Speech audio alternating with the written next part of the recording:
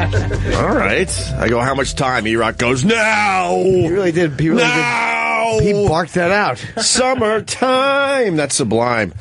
All right. There you go. Good morning, everybody. We picked these songs, and then you can't sit back and listen to them because you already start the radio show as the song's playing. Me and Doug Benson already talking about the UCLA thing that happened yesterday. Yes, hello, good morning. Good morning. Oh, God.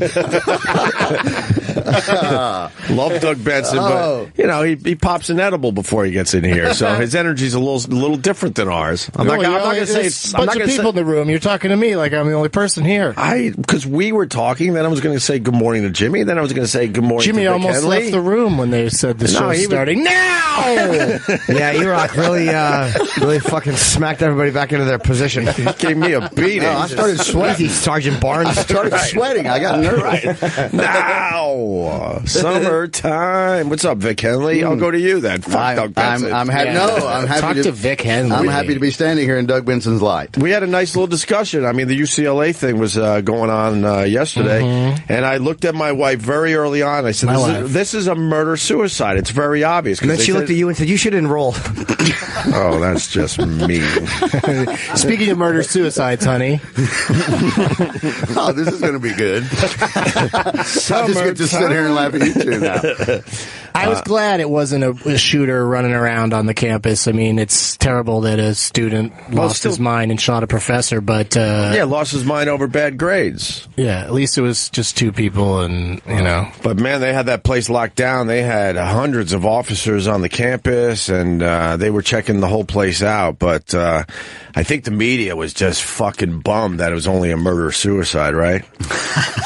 Well, you laugh. Well, I'm just... No, they spent hours waiting to find out if it was just like the way they just go to those things and then just cover them for hours and hours. It just feels just don't fool yourself. Unnecessary. Though these networks want these shootings.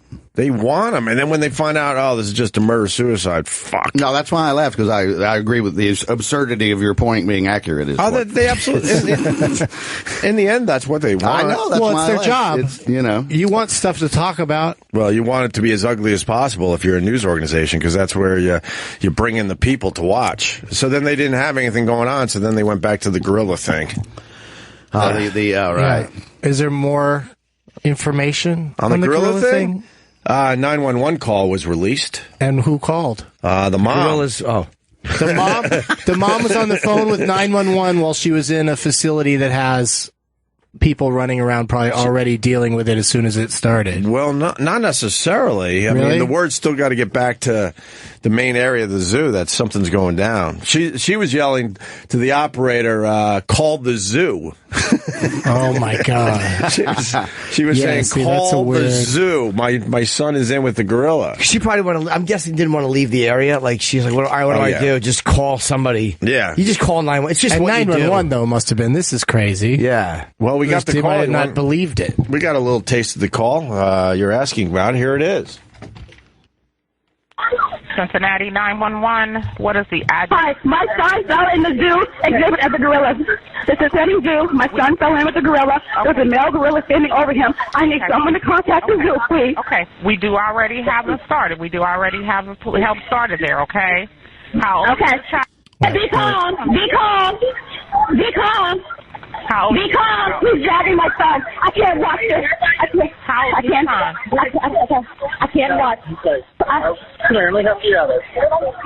Hello? Can you get my eyes? Yeah. There you go. That's. I didn't know he dragged him around. I had no idea about the video. He drags him again. Too. I didn't know that. What, you turn off your TV for 4 days? Yes, I did. You didn't know that the girl was dragging the kid around? No, I was reading it, and in any of the stories I was reading, it didn't say about him dragging him around. It was a weird political argument they got into while the kid was down there. The kid was like a Bernie supporter, and the girl was a Trump guy, and it just got ugly. That's how it started. Wow, you're a reader. Well, sure, sometimes. It's much easier just to watch them tell you the news. Well, but you didn't see the video. No, I did not see the video. How do you avoid the video? I've been doing, when I'm off, I'm off. I'm walking in the sunshine. I'm literally Forrest Gump wandering around. Yeah, and you just turn everything off. And I'll get up and read for 2 or 3 hours. Stories out of the paper on the computer, but I don't necessarily turn on the TV. I think it's better to turn a lot of this shit off. Yeah, I had no idea that he dragged him around. Is there a longer 911 call, Eric, or that's it? That's all they've released so far? Look at the gorilla being so helpful. He's literally just standing over the kid.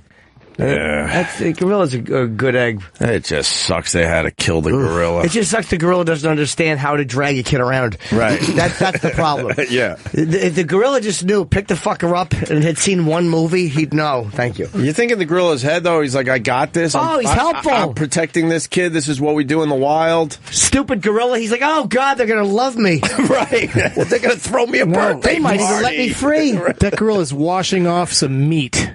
Getting ready for a meal. I'm going to get this shit clean first. What, you doing the raccoon thing? Or pop it down.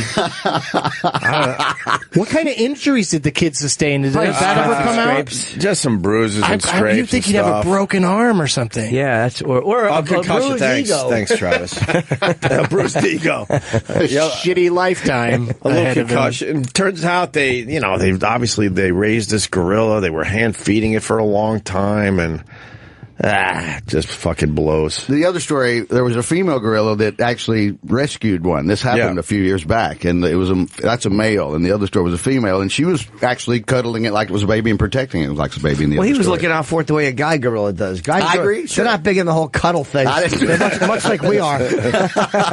Just come with me.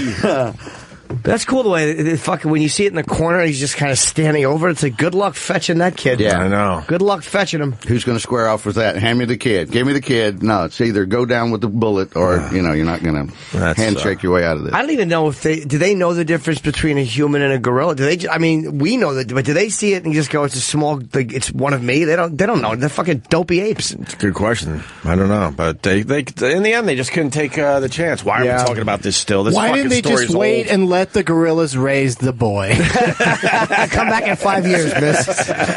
So what an interesting zoo.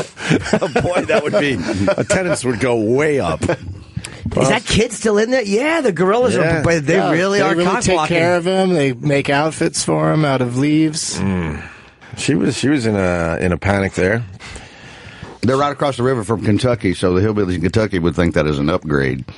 I think we can go live with the gorillas one day. If you grow up and chew your food and act right, we can go across the river and live with the gorillas. You're right, because my gig that I didn't like was in Cincinnati one time. It was in Kentucky, though. It's on the other side. It was a comedy club. Yeah, if you cross the club the river, was nice, but the crowd didn't really care. Right. If you cross that river, it's a whole other country. It certainly is. Just that damn river, and that's it. Oh, the Ohio River, sure. Really? Yeah. And everyone knows it down there? Oh, of course. When you fly into Cincinnati, you land in Kentucky and then drive across. That's right.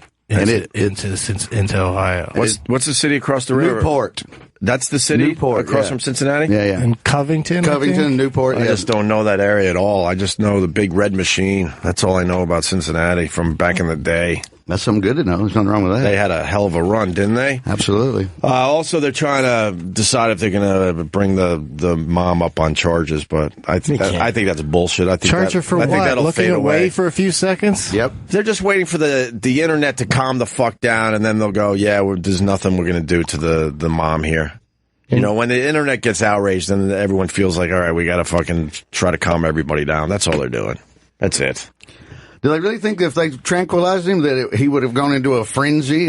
Well, I mean, there's so many things that could happen. That's what they're saying. I should have looked it up myself, but a listener said yesterday it takes 10 to 15 minutes, so I'm assuming that's true. Okay, all right. But maybe I should have fucking Googled that for sure. But we also said if it takes 10 seconds, that's too much time, more time with the gorilla hovering over a 3-year-old. Yeah, that's one. If he just flings the kid up against the wall. Yeah, anything could happen. Thorazine gorilla is probably more dangerous than a regular gorilla. Yeah, a baby gorilla could take a flinging up against the wall, but not a child who's 3 or 4. Right? I've heard 3. I've heard 4. Right. If there's one thing you don't want handling your child, it's a stoned gorilla. That's the last thing you want handling your baby. I was nowhere near the incident. Tranquilized, drugged up gorilla. Now he's got the munchies, and he just happens to have your son in front of him. Yeah, little armless delicious. Bunch of little fingers off. So, but I think that's it. The 911 call, and then if they're going to bring up charges. This story will just start fading away now. It's just tragic, but Some lady got a petition going and got like 500,000 signatures. For what though? What is she looking like, for? You know, somebody, I guess, for the mom to be held responsible. Like this lady was on CNN or something, and they were interviewing her, and you know, she's the kind of lady that's the only reason she'd ever get on TV is because she made a petition, and not particularly articulate, and she said that she's got grown children that are 32 and 27 or something like that, and I never took my eye off them ever for their entire lives. That's why they are alive. Like the most, you know, and the reporter just kept saying, but don't you think, like as a parent, everybody has these moments where things, you look away. I never look away. Sign my petition. Justice must prevail. Like, okay. I mean, as a parent, certainly your kids could get away from you. Absolutely. Yeah. I'm changing my tune on this whole thing. I'm thinking the zoo, they had a breach there. They have to figure out how to make it safer for the people. No, I think the parents have a lawsuit on their hands that a kid could get in. They're not going to file this. Yeah, they said they're not going to. That's nice That's of them. because the zoo sat them down and said, look, let's figure this shit out. Well, they just hate it. You think they wrote him a check? We'll bring you up on fucking charges if you sue us. Who knows? I'm just guessing. I think they probably realize maybe they're just not greedy. Or they're like, you know what? Everyone hates our guts. Happy for it to be over. Yeah, but that's a big payday, though. Your kid ends up in with the gorillas. That's a big fucking payday. That's a tough one to say no to if you think about it. Right. Could she just change her mind at any point? Like, what are the statute of limitations on zoo incidents? I hate that people sue over just bullshit stuff, but that's a big payday. Is it true that was Matt Damon's zoo? Oh, it was from that horrible. I never We saw bought the a movie. We bought a zoo. I know the movie, but I one never of you saw would get it. a We Bought a Zoo reference. Where was ScarJo when this was happening? She was doing a great job with the animals. She was in that. Yeah, I never saw that movie. We bought a zoo. No. Yes. Yeah. A family with and a then zoo? we bought the farm. I actually saw this because Me too. Yeah, Me too. I saw this. I sat through the whole damn thing. Yeah, and with children, I was forced to watch it. Did you like it? Isn't it like Cameron Crowe? Dustin Ybarra's in it, the big bushy-headed crazy comedian. I know him. He's a good guy. He's a good guy. That's about all I could. I don't see He's a Cameron bit Crowe. part. He's one of the workers at the zoo they bought. Oh. Yeah, he works a lot as an actor because he's very Unusual looking, expressive. But I mean, these zoos want to make it look more natural, so that's why you got kind of these. Right, they're enclosures instead of cages. Right, and that's supposed to be not help the animals out, but still. But you have to have a perfect record with that shit. You can't have any of your visitors fucking ending up with the gorillas. Right. I was at the San Diego Zoo once, and a grandfather, obviously, he set his granddaughter on the edge of this sea otter exhibit, and she was dangling her feet over and sitting on the railing. Jesus. And the damn sea otter came up out of the water and got on her shoe. It bit the bottom of her foot. Right. And he was picking her up and taking her away, and the thing was hanging off her foot, and she was shaking it loose. Wow. And the sea otter dropped back in and kept swimming. You saw this? I stood right next to it while it was going on, and there was no one else was around, and he grabbed the girl, and she started screaming, and when the otter dropped off her foot, he went in the other direction. Who were you rooting for? I was rooting for the sea otter at this point. Once he made the leap and she had on like little Chuck Taylors. Yeah. And he was hanging on the end of her rubber You know what I hate sneaker. about those stories? If you told somebody, they would now have to kill the sea otter for being a sea otter. No one was out. There was an outdoor part of the enclosure and then an indoor part where you could go inside and watch them swimming underwater. Yeah. And so when he took her away, I was looking around just wanting someone to confirm I had seen what I just saw. So I ran down into the underground part and there were like 7 or 8 people in there and I was like, did you guys? They're like, oh yeah, that was crazy. That's the wildest thing we ever saw. Can you imagine if you just thought you saw it and you grabbed the girl and pulled her off and like, what are you doing? You're like, she's being attacked by an otter. Like, no, she's not. Right. So now you just grab the child. At the grocery store. Yeah, you just grab the child right there. What otter? Vic, we're on a bus, Vic. Yeah. We're at Chuck E. Cheese. What are you doing? Oh, there's an otter. I saw an otter. But there's a million of those stories. That's when it drives me nuts, when they kill the fucking animal. Because you reached through and the polar bear or whatever grabbed your coat and yanked you a bit. Next thing you know, they have to kill the fucking animal. That's ridiculous to me, right? Yeah, I don't think, it seems like they'd only do that now if there was imminent danger. Like, they do it all the time. I think that sea otter was safe.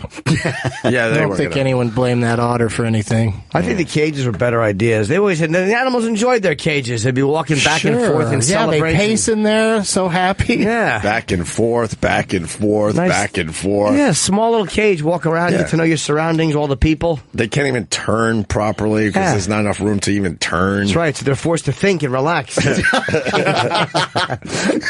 how to talk. The Bronx Zoo has the old cages to show the people how far they've come with zoos. There's a whole section where it's a bunch of cages lined up. Oh, wow. And now just in it is squirrels and trees. They just let it over. It's just overgrown. And you see just the wildlife running in and out of these things. That's like being an abusive husband and having a bunch of photos of your wife with black eyes and broken limbs compared to how good she's doing now. Yeah. Like now I just shake her around a little. Remember, honey, when I used to hit you? I'm so happy you don't anymore. Self-congratulatory by the zoo. And I'm all for zoos. Only recently I started thinking about this because we're not taking care of these animals in nature properly. So we might as well get these zoos and try to get as much room for them to roam around as possible to protect them. Don't you think? Because a lot of people want all the zoos shut down. Yeah, I know. I'm with you. I love ever since I was a little kid. That's all I ever wanted to do on vacation. Whatever city we were in, I'm like, let's go to the zoo. That's all I wanted to do. They are just rolling bulldozers through that rainforest, and eventually, this is going to be the only way to protect these animals. I think some of the right. Some of the reservations in Africa, I guess they're doing the right thing, but. I grew up in San Diego, so I went to the SeaWorld and the zoo with my family and on school trips many, many times. And it's only in the last few years that I've just been like, I'm done with that. I don't really believe in capturing animals and holding them like that. Because there's plenty of documentaries and opportunities to go somewhere where you could just see something in its natural habitat. There's whale watching expeditions. You don't need to watch them swim around in a tank and the killer whale thing. They used to do a thing at SeaWorld where they'd get somebody out of the audience, a little kid, and stick their face out, and the whale would come up and kiss their face. It would and his tongue is like 3 feet was this huge thing. It would like bash him in the face with the tongue. My sister lives in Orlando, so I went to SeaWorld a lot with my little nephew. Right? They're great until you start thinking about these animals and how they're being treated. Did you ever go to the Escondido Park? Because there's the San Diego Zoo. Then Escondido's the one where you ride around. It was one of the first ones. Yeah, Wild Animal Park. Where they're supposed to be. And that's more, you're like in a train or whatever, a tram, and you just see them from a distance. And they might wander over and the giraffe might, nibble on somebody's hat, but for the most part, people get pissed off. Seems nicer. They do set up these areas that are extremely large, but then the people that are paying to go to the zoo, they're like, I didn't see any fucking animals. Right. So then they start moving the back fence in, so these animals are closer to you. And then they'll let you bring your rifles in, which I think would be perfect. You're allowed to hunt. You go to Lion Country Safari and actually just pull out the 30-06 and take something down. That thing closed. The Lion Country Safari was in Orange County, and it's not a thing anymore, I don't think. Well, there were more than one. There were a few. Drive through it. Yeah, there were a few around. There's one in New Jersey. I like that scene in The Omen where the monkeys go nuts on the car when they're driving through. Yeah. Let's say good morning. He's the devil. To Jeff on Long Island. Jeff, what's going on? Hey, how's it going, guys? Doing well, buddy. So the whole SeaWorld thing, right? Yeah. So these killer whales, and this is probably different than a zoo, right? Because they got these giant killer whales in these tanks, swimming around. But they're killing the trainers. They did that big documentary on it. Yeah. Blackfish. And so I wanted to know what your take is, because now next year they're saying they're not going to replace them, and they're going to do away with the whole killer whale exhibit, which is like their whole backbone. Well, the commercial, if you can find it, I tweeted about the SeaWorld killer whale commercial. It drove me insane. Because they're still going to have killer whale shows for a long time. They're phasing them out. They can't just stop. Yeah, and that's what drove me nuts, because they're like, we're still making a shitload of money off the killer whales, so we're phasing them out. We're not bringing in any new killer whales, but the ones we got, they don't know any better, so we're going to continue. Because they were raised here. Right, and they say exactly. we won't raise any more in captivity. If you can find the exact fucking commercial that they've been... But the idea that, like, this is all they know because they were born here is like, well, that's ridiculous, because it's just built into them that they want to swim the oceans. They don't want to just sit in a tank. Like, who cares where they were born, Yeah, and the public who goes, it's like, by now people know. Like, you know what I mean? At one point, nobody knew, and we were kids, you just didn't know. You didn't know think any of it. better. You didn't realize the elephants thought you were a dick.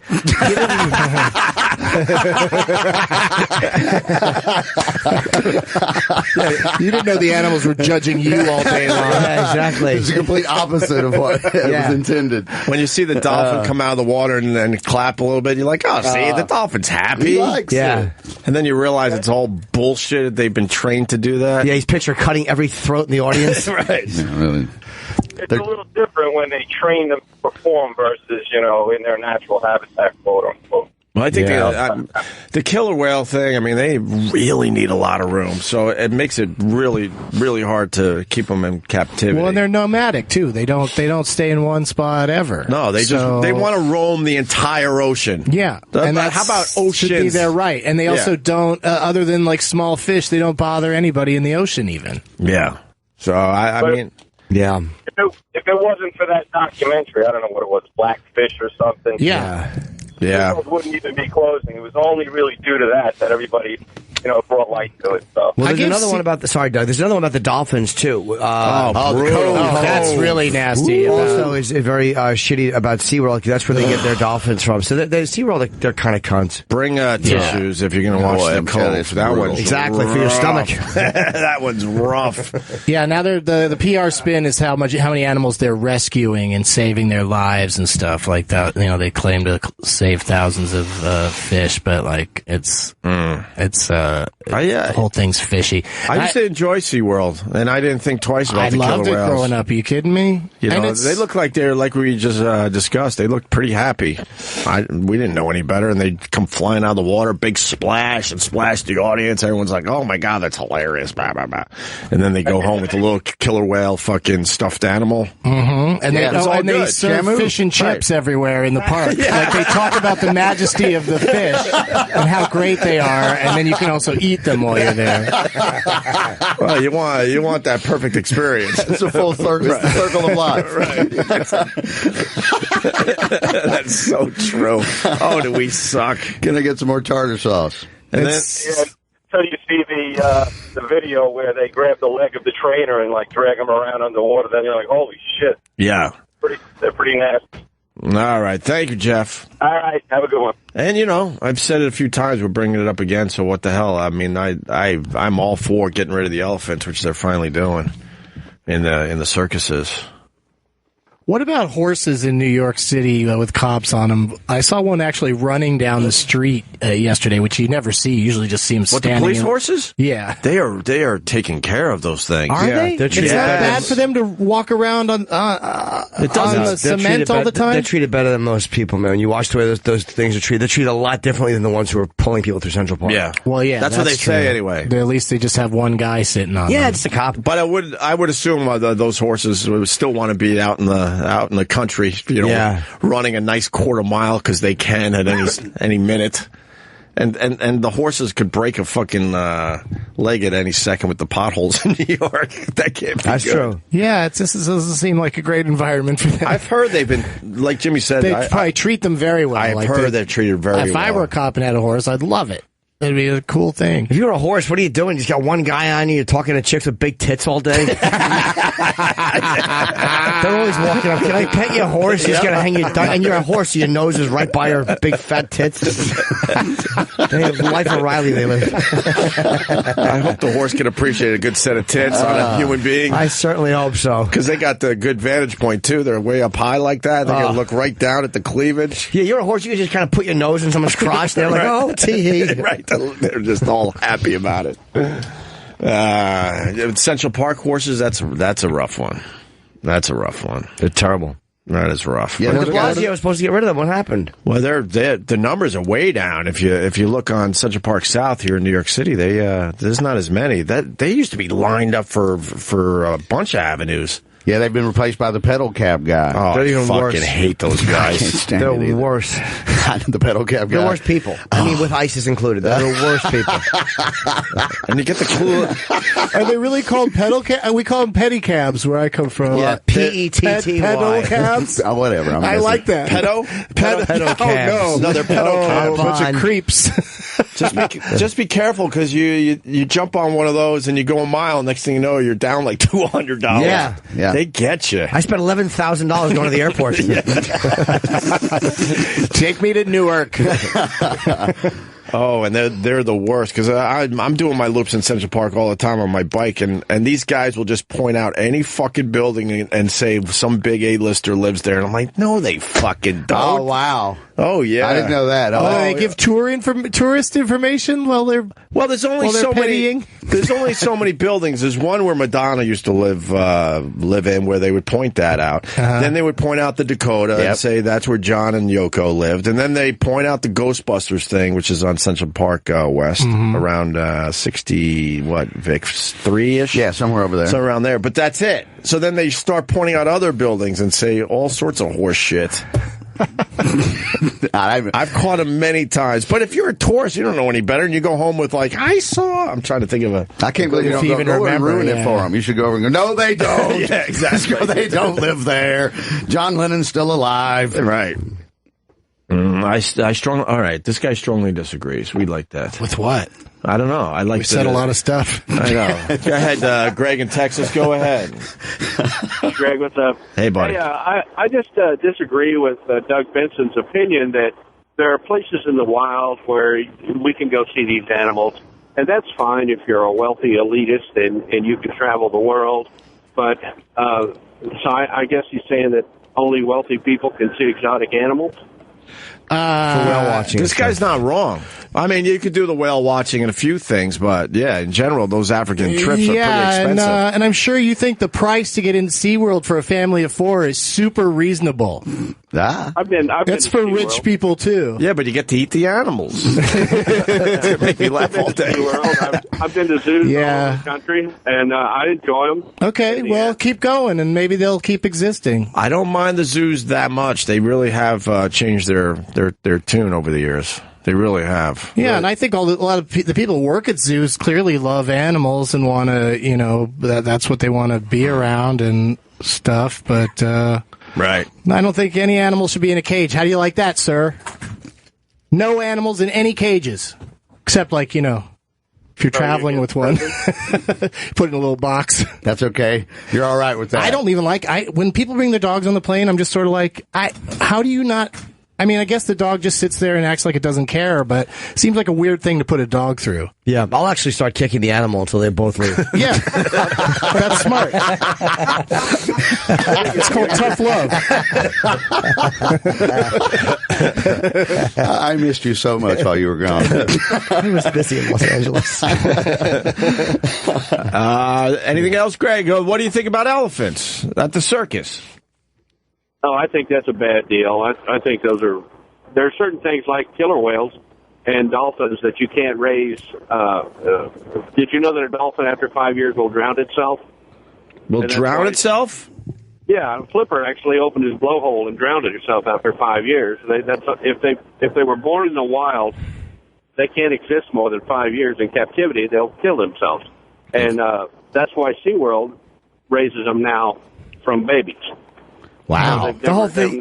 This info from the zoo lover. Even though you're right, dude. Yeah, I didn't know that. And you had to be rich to go on a whale watching expedition, so most people can't do it. Then I guess the price you have to pay is most people just can't go see whales. I think that's what's fair. Like, as opposed to taking the animals and going, well, stick you in a place we can afford to see you. Yeah. Maybe we just don't get to see them. Have you heard about the canine distemper virus that's crossed over to big cats? I've heard about it, but these dummies haven't, so please explain it. Well, the virus is affecting big cats, and there's thousands of them that people own in the United States. Right. It makes them lose all of their fear of humans. It makes them aggressive. Aggressive, right. And that's going to be a real problem in the future. Well, they say that, but I don't know if I agree. I think the mosquito is going to be the big problem in the future. If you're one of these people that wants to have a tiger as a pet, then whatever fucking happens to you happens to you. I love those pictures. They have a tiger in a small one-bedroom in the Bronx. Right. No, I know. Right. Seemed like a good idea when it was just a cuddly, tiny little thing. Yeah. I was in Chicago once, and they'd busted. Now it's taking big shits on your fucking couch. Yeah. I was in Chicago. While you're on it. They busted a drug dealer, and the drug dealer knew the cops were coming, and he'd gotten out of the apartment. So when they went rushing in there, and the dude had a leopard in his apartment, in a 2-bedroom apartment somewhere in Chicago. Somebody's had like a 100-pound leopard living there with him. It's still a wild animal. And its dumb brain, it's still a wild animal. How do you go to sleep at night knowing you have a leopard in your fucking 2-bedroom? Thanks, buddy. All right. Let's see. There was something else on here. I forgot. All right. He might have hung up. Dolphins in captivity may commit suicide. There you go. Eric has found the article. Well, what is it basically saying in this thing, Eric? It's saying because they're of such higher intelligence than a lot of other animals that the captivity depresses them and they rather kill themselves than have to live a life like that. Yeah, doing 5 shows a day. Don't be fooled by a captive dolphin's smile. Yeah, because they all look like they're smiling all the time. Right. Many become so depressed that they kill themselves, yeah. They're cutting that back. It's only going to be 3 shows a day. That's part of the phasing out process. They're taking them down. I don't know. No, SeaWorld. I'm so stupid. They're like comedians. You're not doing 8 shows this week, Norton. You're only doing 6. The orcas hate the late show. They're like, I'm not doing a Friday late show. The crowds suck. They're always drunk. Stupid. Yeah. There's no one here. Oh, well, there's something else in town. I don't want to hear that shit. Well, here we go. I wish I saw this as the other guy was on the line. Tony in Cleveland, go ahead. What's going on, babes? Hey, that guy's basically, his whole argument was, I don't care what happens to these animals as long as poor people get to stare at them awkwardly. You know what? We should have picked up on that. Why is it that only the super rich should be allowed to travel the world and ogle things for no fucking reason whatsoever? Yeah, really? We probably should be thinking about the welfare of the actual animal. Yeah, and it doesn't cost any money to stand on a beach and watch dolphins or whales, jump out of the water. You could just go on YouTube or watch the Discovery Channel if you want to see them in their natural environment from the sky. Sure, and the video's gotten way better over the years. It's almost like you're there anyway. Yeah. I need to be able to smell the wildebeest for the whole experience. This guy. Nice. I think that was a Judas Priest album, Smell the Wildebeest. Smell the wildebeest. Yeah, it was Halford's euphemism for something else. It was in the 70s. I'd love to pet an elephant. I've never met an elephant. I'd love to pet one. That'd be wonderful. Have him pick me up with his trunk and we'd laugh together, like in the outtakes for fucking Smokey and the Bandit 2. That's what you think's going to happen, really? Yes, it would. He'd pick me up and sit you around on his back. He picks you up with the trunk and sits you up on his shoulders. And I'd do fun Dom DeLuise things. As the credits roll? Yeah. The elephant would be sniffing my asshole because the elephant knew. Yeah. Thanks, E-Rock. Didn't Bill Murray did a traveling with an elephant movie, too. Smokey and the Bandit, and then I think Bill Murray did one. Did he? Really? Maybe. I don't know. I never remember that. We got Doug Loves Movies in here. Yeah, it's called... Are we stumping Doug? Doug might know. It's something about At Large. See, there it is, Larger Than Life. Larger Than Life. There you go. 1996. With Janine Garofalo was in that. Who'd she play? Herself. She tends to do that. She came in and read some stuff out of her journal to an elephant. That's some good inside stuff right there from Doug Benson. Very nice. SeaWorld has ads now, like where they're kind of playing up the fact that they have roller coasters, and that's what I've been saying for years, is that they should just become aquatic themed theme parks where like there's, they could have like a IMAX movie about whales there, and they could have, they could do a ton of different things that are about the fish. Yeah, water slides and all that. The kids' favorite thing at SeaWorld, if you go there, their favorite thing to do is run around in the stupid fountains that they have there for kids to play in. Right. Which is everywhere you go. That kids would rather do that than most things. Yeah, but the parents are going, I just spent hundreds of dollars, so my kid can we could have done this down fountain. At the Or you put the kid and the mother in the water, and then you say, we want to know what it's like to be an animal, and then you snatch the kid and you make the mother sit in the water. This is what it's like. Yeah. You have no kid. That's what it's like to be a whale. Shithead. Boy, would that change a lot of people. Exactly. Now take this thing that fell out of your vagina and leave my park. Leave. Dante, New York, what do you got? Well, the real simple, guys. We have these animals that are either pulled from the wild or raised in captivity, such as this gorilla was. He was raised in captivity. The gorilla has had human contact. An object such as a child has fallen into the cage. If you look at the video, if he wanted that child dead, they'd been dead in a second. Well, yeah, obviously. Obviously. We take care of these animals with veterinaries, and we have to administer drugs and do their whole body counts. We don't do that with the animal alive. There was guaranteed probably a tranquilizer available that could have been administered, shot at that animal to put him down, and no harm to the animal would have come. But in turn, we overreacted. No, I disagree. No, wrong. You can't. Incorrect. You can't take the chance. That gorilla was dragging that kid around all over the fucking place. Yeah, let me ask you, he was still alive. What if he breaks the kid? What if he breaks the kid's neck by accident? Like, not even meaning to, just being a big, strong gorilla. What if he's moving the kid out of the way and he kind of throws him back the way he would with a baby gorilla and the kid's neck gets broken and it didn't have to? You're fine with that? I'm not fine with that. What I'm trying to say is that we overreacted to kill something instead of reacting and having probably a tranquilizer gun available to us right in the zoo. There were guns. They take too long to work. They don't work instantly. They take a few minutes. So what happens? Let's say you shoot it with a tranquilizer, and then this thing is standing over the 4-year-old, and it just collapses on the kid. Okay, you're bringing up many valid points, but what I'm saying is, what I'm saying is, I don't want valid points. I want to say my thing, and then I'm out. Yes. What if the gorilla was anti-Semitic and began spouting his hate? Oh, and he hung up. Dante, call back. No, we were done. We're discussing this, but he hung up. Jimmy got him good there.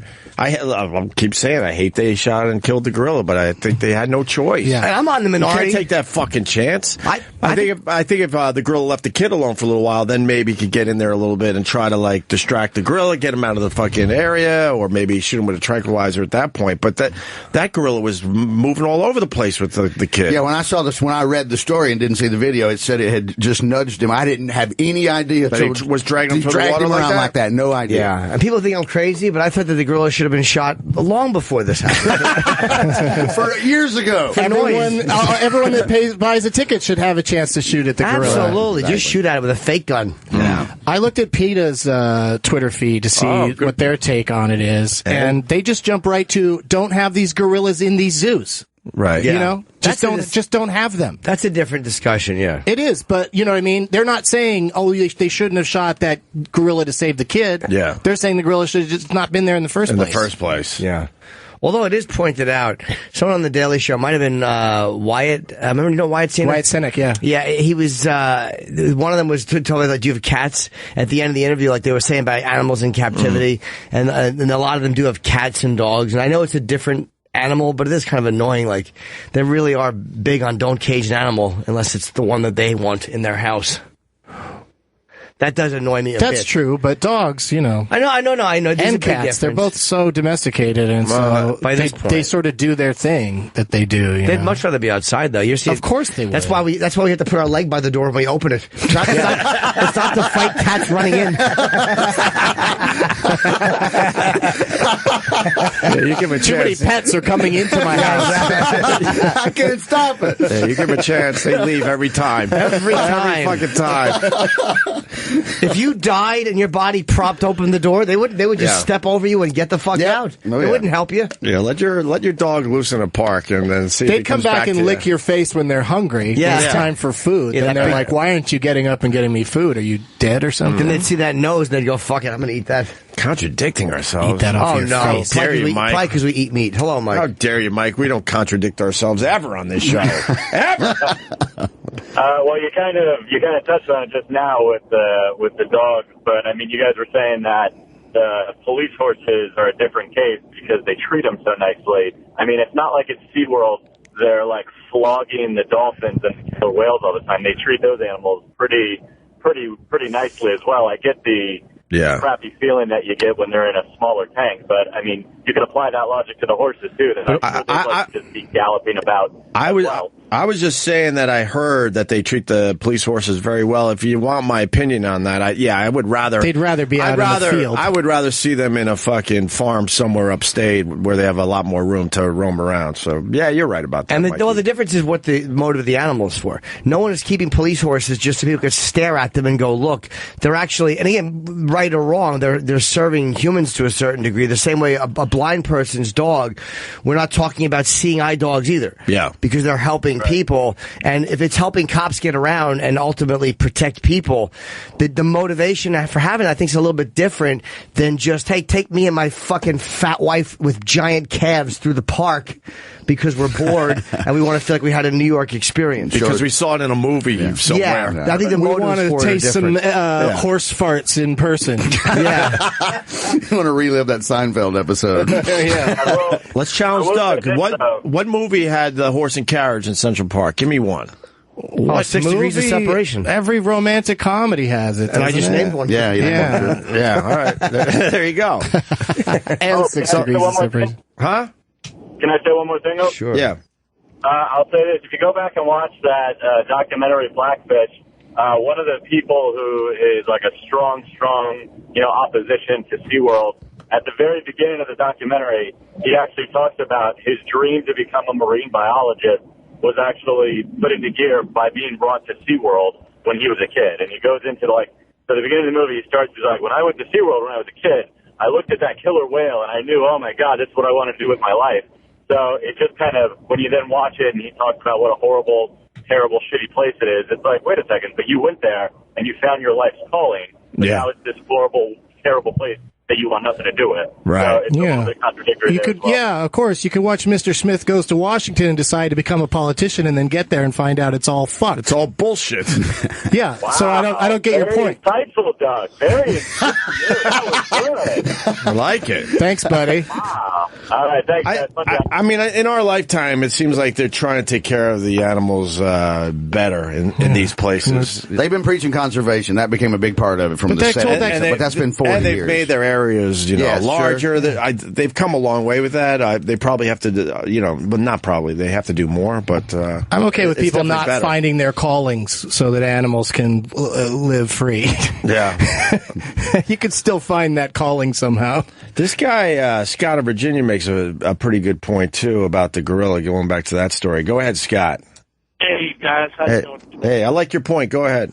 Yeah, the lady that took the video, okay, they interviewed her, and she said that she didn't start taping the video because she was in just shock by what the gorilla was doing to the kid before she grabbed her phone and then started taping. See, this is a really good point because we've all seen the same. How long is that video? A minute or so. Yep. But we don't know what the fuck happened before that.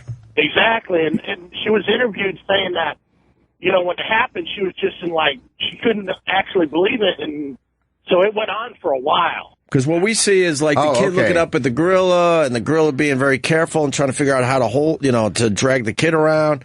We absolutely don't know what happened at first. She had to start with the kid having a nasty fall, right? Because it looks like he had to drop to get down to where the gorillas are. So that's not on tape. The concussion, I'm assuming. And then the gorilla. Oh, so there was a concussion? Yeah, Travis told me. Oh, okay. Because I was wondering what the and a concussion. Were. Yeah, okay. I'm assuming the concussion was maybe from the fall. Gotta be. Yeah, like and then the gorilla goes over there. What the fuck? We never saw what the gorilla did probably at first. Jumped right on him when he fell in. Yeah, because the gorilla doesn't know what the fuck that is. What is this? Yeah. He probably knows it's. They can sense that it's a young. It's weird. They do. It's almost like dogs have a sense of little infants. Yeah. Like you can't pet a dog, but then the fucking baby takes his fingers and jams them in a dog's eye. The dog's like, right. Yeah, they're cool with it. Hey, one more point, guys. I hope we get to the hotness of the show with the school teacher. Jesus, dude. I don't know what to think about that one. I do. Applause. What the fuck? Yeah. The 13-year-old and a 24-year-old really hot teacher. That's way too young. Really hot. Yet another one of these? It seems like there's one of these every week. 13 is... Which one is hot? Huh?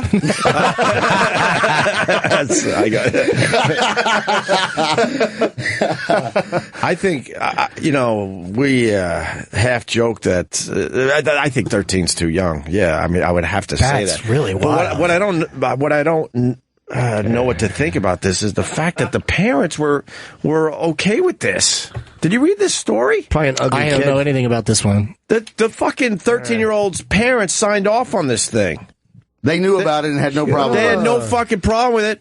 And the kid would do sleepovers at the 24-year-old's house, and then the teacher would drop the kid off at the house so he could bring get the school bus to school.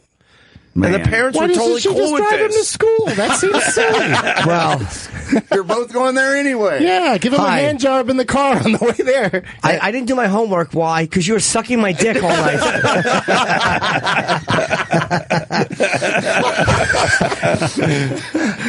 Wow. Do we have a picture of the lady? Yeah. I mean, when you get up to 15, 16, that was it. That was our fantasies growing up. So I don't really have that much of a problem with it, as long as like the kid's not being forced into something. But 13 is too young, man. yeah. But then the parents signed off on it. He introduced her as his girlfriend. Right. And they were totally cool with The it. parents were like, wow, this kid's really making his way in the world. She went over to his house all the time. Yeah, they knew, and like Ope said, they were totally They knew and were cool with this. Let me see what she. Oh, she's If okay. you just, no. Google her name, and then that's her mugshot. Yeah, I know. She's way more than okay. She looks a little thick through the upper body. She is, there you go. She's a little thicker. She's got big tits. There you She's go. a healthy girl. There you go. She's not as hot as we like to think. Oh, sure, what she did is wonderful, but she's not as hot as we think. She's pretty hot in that picture. Oh, so what kind of teacher has every shot of her is like highlighting the tits? Right. That's called a good teacher. Yeah, right? The best teacher. That's called one with an amazing Teacher of the year. attendance record. Her homeroom is always full. It's amazing. Yeah, that's a crazy ass story, man. Whoa, and there's a picture of her with like her little girl or something? Scroll more. I don't know what that one There, is. That's like her kid or Yeah, something? it's her daughter. Oh my God, she's got a daughter that's only a few years younger than her boyfriend? Did you even mention like the big thing? Oh, don't you just say the word. We're on satellite.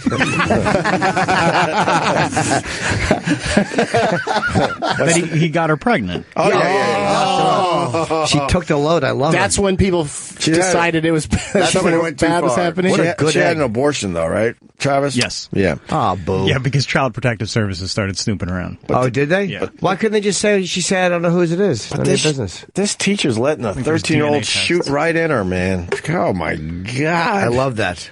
The fuck? I know.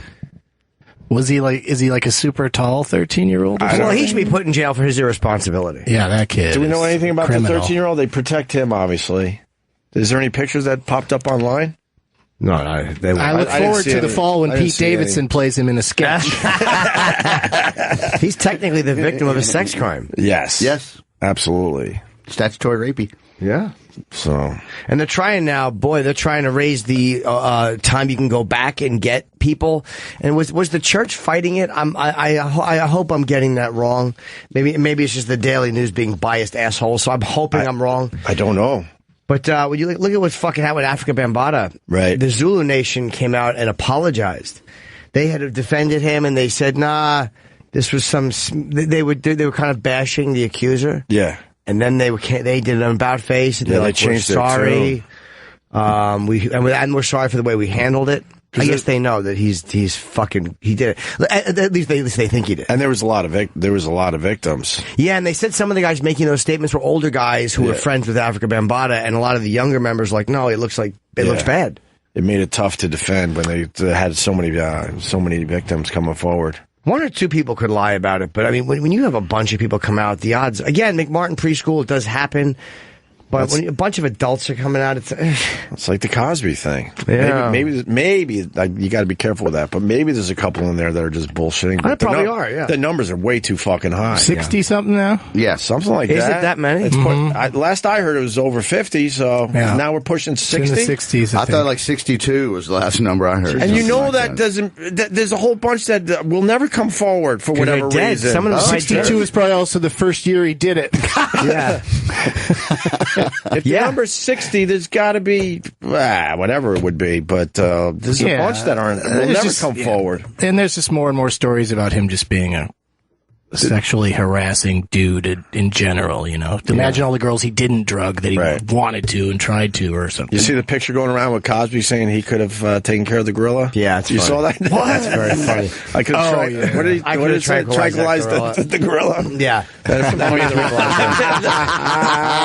was making the rounds yesterday. I'm sure Cosby would be the first person to tell you that doesn't set in quickly enough. Right. Yeah. All right, let me, before the break, let's go to good old Snowy again. Snowy in Michigan, a regular. What's up, Snowy? Hey, sorry to bother you guys 2 days in a row, but you were talking about elephant mistreatment or whatever. I watched, read an article and saw a video about 2 elephants who were executed in the early 1900s. Is there a follow-up for Watched that? old videos of elephants yesterday where they hung them. Why were they hanging the elephants? What did they do wrong? They both killed people, for one thing. You can't have that happening. The one was Topsy, was electrocuted, and there's video or film of that one. Well, we used to really be bad with animals. We're getting there. We still got a ways to go, but don't forget, what was it, Coney Island? They made that, was it a horse? Oh, the horse off the diving board? Yeah. What the fuck? Ironically, the one that was electrocuted, Topsy, was done in Vernon, New York, actually. Why'd they electrocute him? Vernon, New York. Yeah, why? Now we have to do our own research and look this shit up. And there's a place in Tennessee, I think Elgin or something like that, where they hung an elephant hung an elephant from a railroad crane. Oh, God. There's actually a small documentary about that called hanging around in Elgin or something, Elgin, Tennessee. Well, we're looking at the diving horse. This was a big fucking attraction. That pool looks so shallow. And by the way, don't forget, there's actually a horse. There's actually a guy who has to fucking sit on it, too. Yeah. You know what that does to your balls when a horse's spine hits them when you fucking jump off a... 60 feet. That's 60. That's a 60 No, foot. it's not 60 feet, is it? No, it's probably about 25. It says from a 60-foot platform. Oh, that's way more than 25 feet. Is it? Yes. Let's say that guy's 6 foot. There's all right. There might be 8 of those guys. It might be about close to 50. They said 60 though, huh? That's one of the things I heard. Yeah. And they did that for a long time. Who was the person that finally said, "Look, this is not good"? We got Christopher Reeve. Oddly enough, who was the person that finally stood up and said, "Are you crazy? This is not right." And then you knew it took a few years after that for other people to get other people on board. I'd love to know how that went down, Eric, how they finally realized, okay, we can't have a horse, and it's not jumping. The guy on the horse got injured really badly one time, and that's when they stopped. That's probably exactly what happened. Or a horse broke his leg and had to be shot in front of all these kids they probably who don't were watching it. They probably don't care about that. They probably were like, it's the price of doing business. Who knows? Yeah, they had more horses. Probably. Try to find out how that whole thing came to an end, Eric, if you can. Yeah, you're right. The history, and it was Coney. Well, they probably had it all over the country, but Coney Island was definitely one of them. They're showing a picture from Toronto. They did it up there in Toronto as well. Toronto, Canada. Horses like that. They enjoy a good chlorine-filled pool.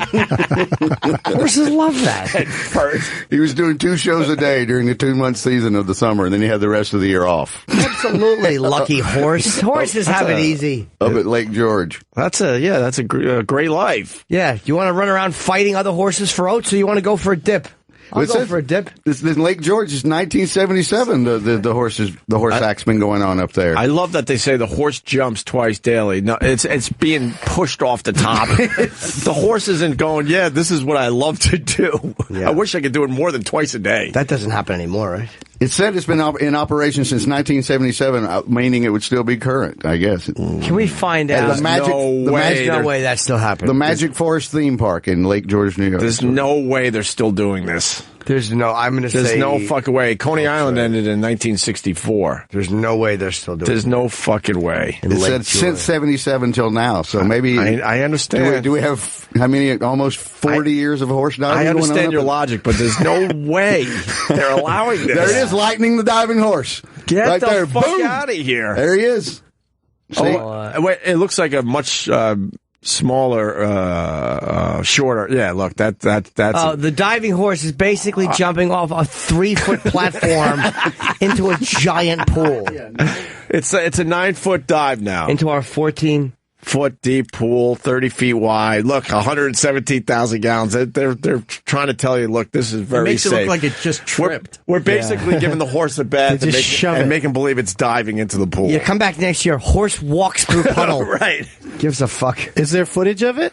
Yeah, but that's a lot different. That's really shitty, though. He jumps on his own. It says he's led to the edge, and then he just jumps because he wants to. And the sign says the nation's only diving horse. Yeah, and they feed him after he does it. It's not. Yeah, exactly. Like he does it just to get All right. fed. He's been trained. So we're both sort of right, Vic. They're doing it, but they're not doing it the old school way. That's crazy, though, that even one still exists. All right, here it is. Lightning, the diving horse. We'll tweet out this video. Where is it? video's from a year ago. Oh, look. That sucks. Oh, that's just dumb. But it's kind of shitty to make the horse hesitantly get out there. There's no way he But enjoys look, it has a just nice goes ramp. straight across, Like up when the your ramp. dog dives in the pool. Who the fuck would pay to Shakes see it that? off. And there's no one on it. Right. There used to be a person on it. Now it's just stupid lightning coming out with his hooves slipping down the front. There's no way he enjoys that. He's like, I got to do this fucking shit again. It's just a horse that's hot and wants to cool off quickly. It knows that bucket of oats is waiting at the end of that. That stinks. Yeah, it's terrible. I'm going to go up there and protest. They electrocuted the elephant to prove a theory. What was the theory? Well, How many volts an elephant can take? Let's go to Brian in New York. Brian, go ahead. What theory? Well, Thomas Edison actually electrocuted the elephant. And it was because he and Nikola Tesla were like at war with alternating current and direct current. So to prove alternating current was dangerous, he electrocuted an elephant to death. All right. You look now. You got to look that up, Iraq. Wow. Damn. Yes. I believe it. I believe Brian as well. I believe him. Sometimes you just believe the caller. Well, I knew the Tesla Edison thing was ugly all along, so that wouldn't surprise me. Travis saying a lot of people calling in with the exact same thing, so it's got to be real. It wasn't a punishment. It was an experiment. All right. Yeah, thank you, Brian. Couldn't he have found a smaller animal to prove the theory? Was that the only thing around? 1903, warning, viewer discretion. Uh-oh. Oh, no. Uh-oh, they got video of it. That elephant's all mopey. He has no idea what's about to come. Nope. He's like, there's it's no sound. No. Of course. 1903. That's a big... Did we have sound in movies in 1903? No. What year was that? They didn't have talkies yet. The jazz singer. When was that, the Dougie? talkies? 1930, 1927? No? No, the it had to be elephant's all earlier than chained that. in. Oh, I can't watch Oh, that. yes, you can. All It's right. it's an experiment. It's not. Yeah. This thing happened 113 years ago. Yeah, that elephant would have been dead anyway. What do you think? Exactly. Think he'd be 140? What do you think? He's the fucking vampire elephant? There he is. We'll never know. Oh, God. He's smoking. Oh, Jesus. What the fuck? Get the fuck out. Yeah, you know what, Eric? I'm And he leaned over and he I didn't need to fell. see Don't that. even post that one. Yeah. I didn't even need to see No one that. needs to see that. Yeah. I Look thought, at I thought it'd be okay because it's in black and white. It's called elephant fall down. I mean, there's no reason for that. Ugh. Yeah. Now, this is the diving horse from Atlantic City. From 1964. Here at the Steel Pier. And the guy has a fucking football helmet on. And the horse is like... How about you give the horse a helmet? Yeah, the horse is not happy. No. Let's hear the announcer. The horse is looking over the pier at the policeman's horse going, how do you get that good? I'm an asshole jumping in the water with this guy on my back and you got your face between his big tits. Who did you blow to get that gig? Love tits. Of course they do that. We big, learned that today. The big stupid nose is right there. That horse face is perfect for tits. You put that big dumb nose in there and there's a tit on either side of your head. That's good. Life is good.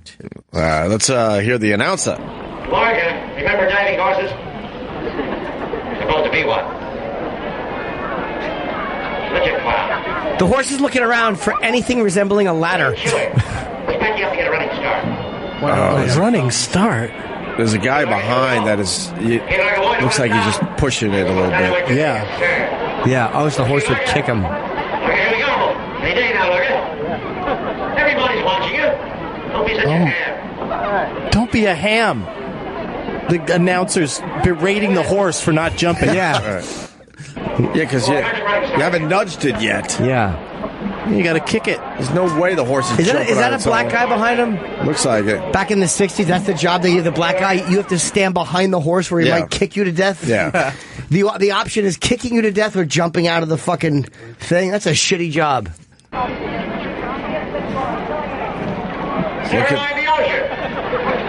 It's looking around like, what the fuck? It's trying to back up. It doesn't want to do this. No. There's no oats up here, you liar. Oh. See, and they put the feet. Oh, they just force it to do it. He slides. It just slides off. Yeah. All right. The horse is just like, we and they applaud. Yay, the thing fell. Oh, it's a girl. Oh, at least it's a lady. Oh, great. Imagine the sound of box beat on the back of that horse. Largest queef ever. That's what the horse hates. It's not the fucking falling in the water. It's the feeling of the vagina mushing on its back. Thank you. I hate that. It feels like 2 slugs fell off a building on my back. Stupid. Now we got to look up Ralph the Diving Pig. Why do we have to look up Ralph the Diving Pig? Come on, that was my nickname in high school. Well, you find that we have a guy that's he had a brother shot by a tranquilizer. Go ahead, Bo, in Texas. Yeah. Vic will probably get a kick out of this. Of course, you know how rednecks are. It was during the summertime. My parents went to Vegas on vacation. My stepbrother was a dog catcher, so we thought it'd be a good idea to ride around with him and drink beer. Well, one thing led to another. We got a call on a dog that had rabies, and they put this drug. You can check with Dr. Steve. It's called euthermosol, and it takes a while for the animal to, die, obviously. Back to the gorilla point. But anyway, my stepbrother grabbed a gun, comes out of the truck with it. Well, it hits the door, goes off, shoots my other brother in the leg with a dart that had euthermosol in it, and that son of a bitch started going out on him. So he starts hauling ass to the hospital. He's telling me, you got to keep him awake. You got to keep him awake. Well, needless to say, when my parents got back, they were none too happy. But it just goes to show you what bad shit could go down with it. Sounds like the fucking plot of an Ernest movie. I was going to say, right. It's very hillbilly. Very extremely hillbilly. Ernest goes to sleep. You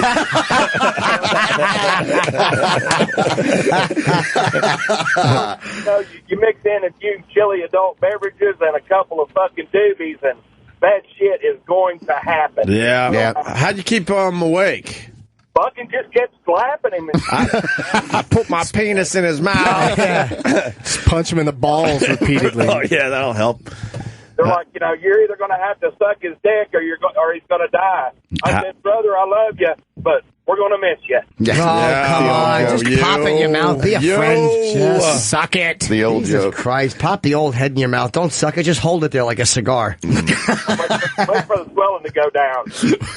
All right, sir. Thank you. Good story from Bo. Did we find the diving pig thing? No, there's no diving pig. It's All right, let's yell at this guy then. Butch, there's no Ralph the Diving Pig. I personally saw that pig dive. Were you the one that pushed it off the... I backed it off the cliff. No, it's in Ocarina Springs in San Marcos, Texas. Right. Ralph It's a swimming pig. It's a swimming pig, it looks like. It has to get in somehow. No, they changed it from the diving pig to the swimming pig because PETA got involved. Oh, it's a whole documentary on it. Yeah, there was I saw the show. It was the butterfly and the diving pig. Hey, Jim, real quick before I go, I got to tell you, yesterday that cool all night long in my head. Jerry Jeopardini. Oh, I wanted to kill you. Thank you, buddy.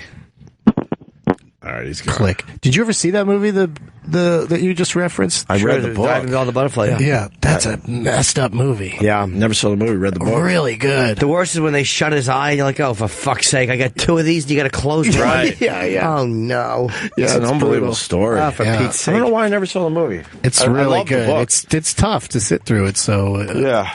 Sad. All right, we got Doug Benson, who's doing Doug Loves Movies all over the fucking country. You go to douglovesmovies.com, but which one are you promoting? Tomorrow, I guess, right? Tomorrow in Bloomington, Indiana. So you're flying out today? No, flying out in the morning. Oh, tomorrow morning you'll fly out? Yeah. Do you like flying day of gig?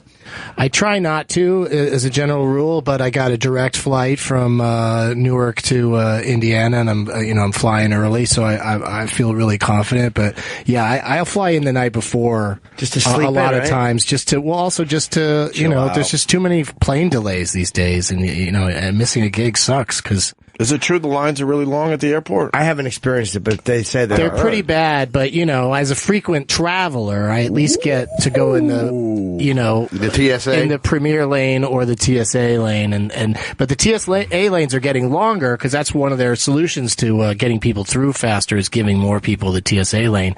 So like at LAX, sometimes I'll be standing in the TSA lane going, you know what? If I go over there and take off my shoes, I'll get through this faster. You're better off going to the regular line. So I just do whatever's. Roland slept at Newark Airport overnight for a 6 a.m. flight because TSA alerts were so bad. Yeah. So when he went to Arizona a couple of weeks back, he went the night before. Yeah, he was here for the show, worked the day, went to Newark Airport, or JFK Airport, sorry, not Newark, and slept there until his flight in the morning. Don't even say God. That guy can sleep anywhere. No, that's true. But some people don't want to wake up at 3 or 4 in the morning to go to the airport. Right. Something about already being there. That guy wouldn't know any better. He would, he could sleep or whatever. You can sleep anywhere. I was in Atlanta 2 weeks ago, and it was awful. It was. Yeah. Atlanta's always been. They really have problems, and then when they cut back on TSA people, but isn't it Atlanta? Like, there's some place where they're testing like some sort of thing where the when you put your stuff in the bin, you put it on a thing that moves instead of people having to move their own shit. They're testing it somewhere. I think Heathrow has it in London, and I think they're testing it somewhere here. But it doesn't feel like that would move things along faster. Can I ask why the military doesn't do this? Like, the TSA to me are a bunch of people. Some of them are great, but a lot of them don't seem to enjoy their job. Like in other places, like the military, we waste the military in other countries guarding other people's shit that's none of our fucking business, like Germany and in Korea. We waste our troops in that fucking place. Why don't we have them here? I mean, it's probably boring for these guys. So military guys are probably like, "Shut up, stupid! I'm in Germany." Fucking relaxing. I'm fucking German girls, and you want me standing in Jacksonville Airport in Atlanta? You shithead. Do you understand how cool Oktoberfest is? Shut your mouth. But do you know what I mean? Like these guys, they're all armed. I trust them with arms. I trust them with dogs. I think the airports would be safer, and our military would get paid, and they would be used helping our country. And their lives wouldn't be in danger or in some other fucking shithole that's not our business. We would certainly like that. I mean, military guys may not like that, but we would love to see the military taking care of all that. I trust their efficiency more than the TSA. Just the seriousness of them. You know, they just, the TSA, like, sometimes they'll just be standing around joking with each other. Lollygagging. You imagine a fucking, a private lollygagging? Hey, who's that over there looking through that lady's underwear? That's the colonel. Oh, shit. Back to work. They're joking because they know they can't stop shit from going through. They know it's all bullshit. And we're already paying the military. Like, they know it's bullshit that, if someone wants to get something through, they'll figure it out. I love seeing the military at the airport. I love it too. I trust them more. Again, their efficiency. They know what they're doing. They're fucking serious people. Standing there in camouflage with a big old rifle. I'm like, hell yeah. The camouflage would be different. Hey, look, there's a guy in a Starbucks. He's dressed like a fucking a L'Occitane store. Oh. No, they're in Times Square too. Good. That's where they should be. Get them out of Korea. It's so weird. You see these guys in camo with these insane weapons, but they have barricades around them. Yeah. It's not weird anymore. When it first hit, you're like, what the fuck? You never thought you would see that in your lifetime. And now when you see him, you're like yes. Can you be everywhere? That would be on every block, please. Yeah. So I love seeing those guys, and I want to see them in the airports. Summertime. They got lots of dogs in Times Square now, too, that are, sniffing around. Cute. They don't mind when you go up and pet them. Oh, they don't?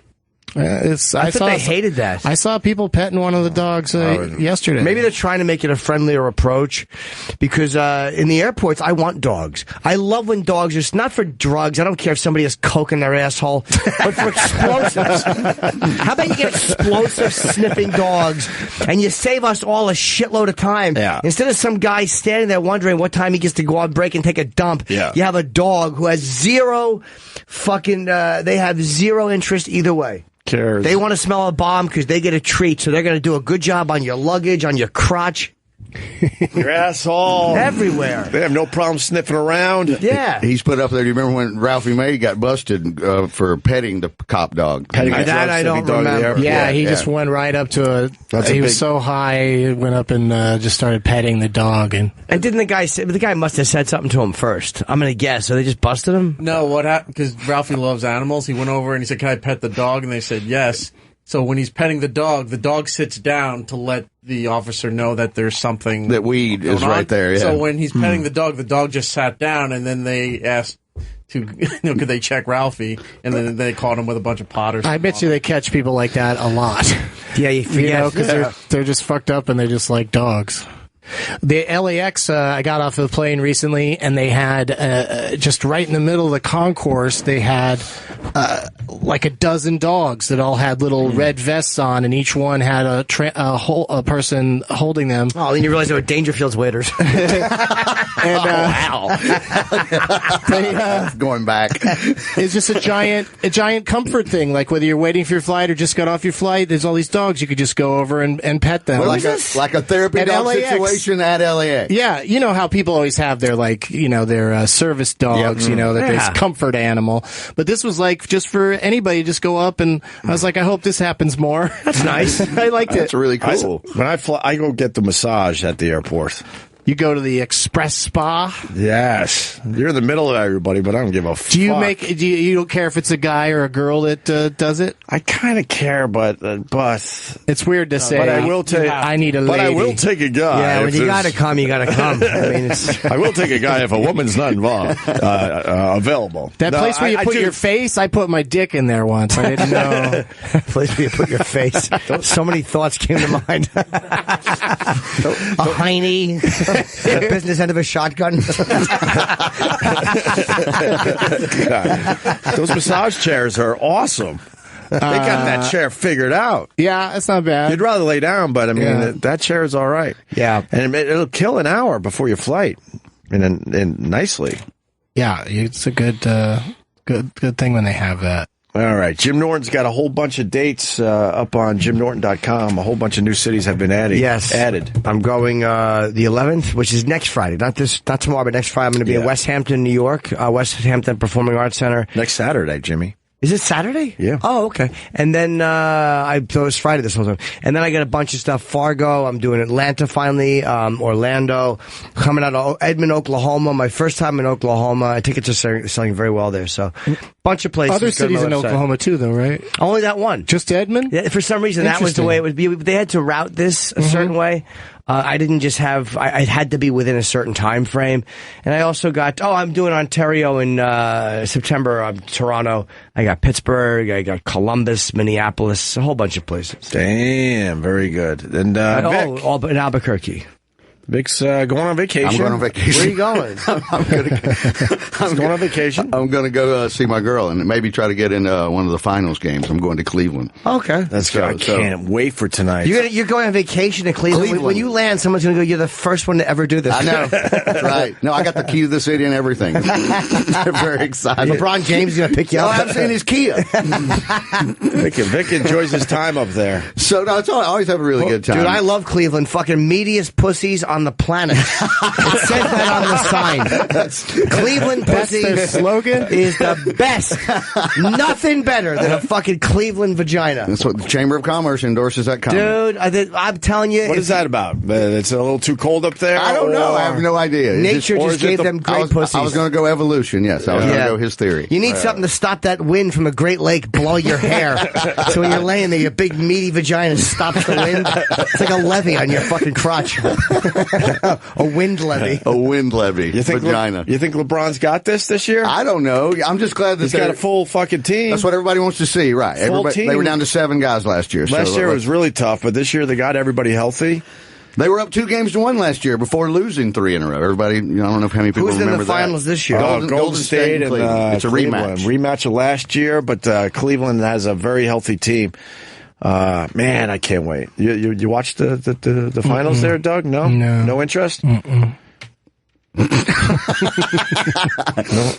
He's too busy, watching movies. I He's got a full understand plate. that. Got a lot of movies to watch. We were talking about the Pope of Greenwich Village last week. Oh, that's a great one. And people were hitting me up on Twitter saying they couldn't find it anywhere. It's probably tough to find. Yeah. Why? It's a great one. Because VHS isn't a thing anymore, and It's gotta be on DVD, the though. movie really broke before DVD happened. I told her I had a video back in the day. Someone's got to upload it to YouTube. Although YouTube yanks a lot of that stuff down. I'm just guessing the person that wrote that was probably wrong. I didn't go looking myself to make sure if they were and you right. saw, you were telling me before the show, I know we're breaking, but we're talking about Cleveland. You saw Believe Land, right? I saw Believe Land last night. That It is came a out 2 weeks great ago. 30 for 30. Yet another classic. Those Holy guys, fuck. You don't realize how close Cleveland has been to championships over the years in every sport. I forgot about Red Right 88. The first screw up is the Oakland Raiders and the Browns in the 80 playoffs, and they didn't think the kicker would make the kick, so they went for it, and he throws an interception and they lose the game. That was it. And that was such a popular story. Everybody knew, even if you didn't follow football, the coach was talking about it. So you knew the name of the play was Red Right 88 that cost them their fucking season. Yeah. But there's Believe Land. Totally great. It's been 50 years. Although they got There's the Pope they got right a UFC champion out of Cleveland now. Fucking Stipe Miocic. Yeah. The fucking guy's an animal. So they got him as a champion. But in the main sports, it's been since 1964, I want to say. Jim Brown? Yep, Jim Brown. That's why LeBron last year in the finals, bowed down. Jim Brown liked that. Move to Jim Brown when he was going for the championship last year. They were fining him for being late because he was doing the Dirty Dozen, and Art Modell kept saying, every day that you're not in camp, I'm fining you. That's right. And Jim Brown just went, well, then fuck you, I'll quit. Yeah. And the greatest player of his generation just stops for that because Art Modell decided he was going to fuck with him because of his movie career. So movies are more important than sports. So Jim quit? Jim Brown quit, yeah. That's why he quit? Yep. What a dope. And that's why Art Modell is. I know. And he never played again? No, I don't think so. That was it. It was in the documentary last night. He must have been ready to quit anyway, though. Well, Art Modell got credit immediately for buying the team and then running Paul Brown out of town, the coach who's the only team that the team's named after him. They're the Cleveland Browns because of the legendary coach Paul Brown. Yeah. And he ran off Paul Brown and Jim Brown within 3 years of buying the team. It was the name. I bet, and then you find out his first girl, he was in love, he was going to marry her. What happened? Some guy named Herschel Brown fucked her. Oh, I see. I get it. And then he moves the team out. He took the team out to. I was there in town that week that happened. I was working the Cleveland Improv and remember seeing Mike White, the mayor of Cleveland, on the news every day, looking at the people going, "It's not my fault. It's not." He was just in a panic. You were there when Jim Brown I was there when Art Modell took the team to Baltimore. What year was that? Late 80s. 88-ish, I want to say. And that club was banging at that time. They got him back in. They got him back in '99, so it was around 96, 95, 96. Why are we saying 88 then? Because it wasn't. Because we're wrong. Because I'm wrong. Yeah, I'm stupid. They didn't have a team for like 4 years, right? Three. It took them about three, I think. Yeah. It's a great one, though. Believe Land, 30 for 30 about Cleveland sports and not having a championship in a long fucking time. And there's the Pope of Greenwich Village on Amazon. You can buy it. It's on Blu-ray. And it's worth buying. It's totally. It's a great movie. Yeah, get it on Blu-ray. There's, do you guys have a favorite, each of you, a favorite 30 for 30? Oh, man, I think, because I got to start watching them. Somebody gave me a collection of all of them. I really like Broke. It shows how they all blow all their money. So the name of it's Broke. Broke was the one that turned me on to the whole 30 for 30. After that, I'm like, I have to watch all these. The Bosco incident was awesome. That's probably my favorite. Okay. Something happened with chocolate milk? Yes. Yeah, it was about the 74 Cowboys, and they were playing in Miami, and there was an overtime, and the score was 16-16, and Rafael Septien never came out to kick because he was drinking chocolate milk in the back, so they called it the Bosco incident, and it was a whole big thing. Tom Landry, he threw his hat at Septien. And then Rich Ross caught it. Wears it every day. June 17th, 1994. That's a great 30 for 30 on the whole OJ thing. Yeah. Okay. Yes. I still have to watch the whole OJ TV show. It's really cool. It's really good. People versus. It's about the memorabilia, which They're is doing really a weird. marathon on Saturday. Please, who needs to do that? Too much exercise. Give me. It's going to be in my hotel room all day. Give me a list of the 30 for 30s, really fast. What about Big Shot? Which one was Big Shot again? The Islanders one? Travis. Oh, yeah, of course. I forgot that it was named that. About the New York Islanders and the guy that... That's a good one, Spanos. Yeah. Yeah. Who just fooled the whole league. He had absolutely no money. It was buying He's the moving Islanders. decimal points in his facts. He's acting like he's a billionaire. He's Yeah. going to buy the Islanders and tricked everyone into believing he didn't have a cent. It's a really good one. That one's a really good Muhammad one. and Larry, I loved. Muhammad About and Ali Larry and was Larry great. Holmes. Yes. The Lynn Bias without bias was good. Did not see that one yet. The Roll Tide War Eagle, that's the Auburn, Alabama one. I'm partial, you know. The U was amazing. Marcus Dupree, the one about the best that never was, right down there in the corner next to the Marion. The best that never was. Oh, that was the guy that fought in court and lost or something, right? No. He was the running back from Oklahoma that he was amazing. Just never lived up to the hype, really. Oh. It was supposed to be. I nice. hate Christian Leitner. Was Good one. amazing. I hate Christian Leitner's a great one. Is the Larry the Diving Horse one any good?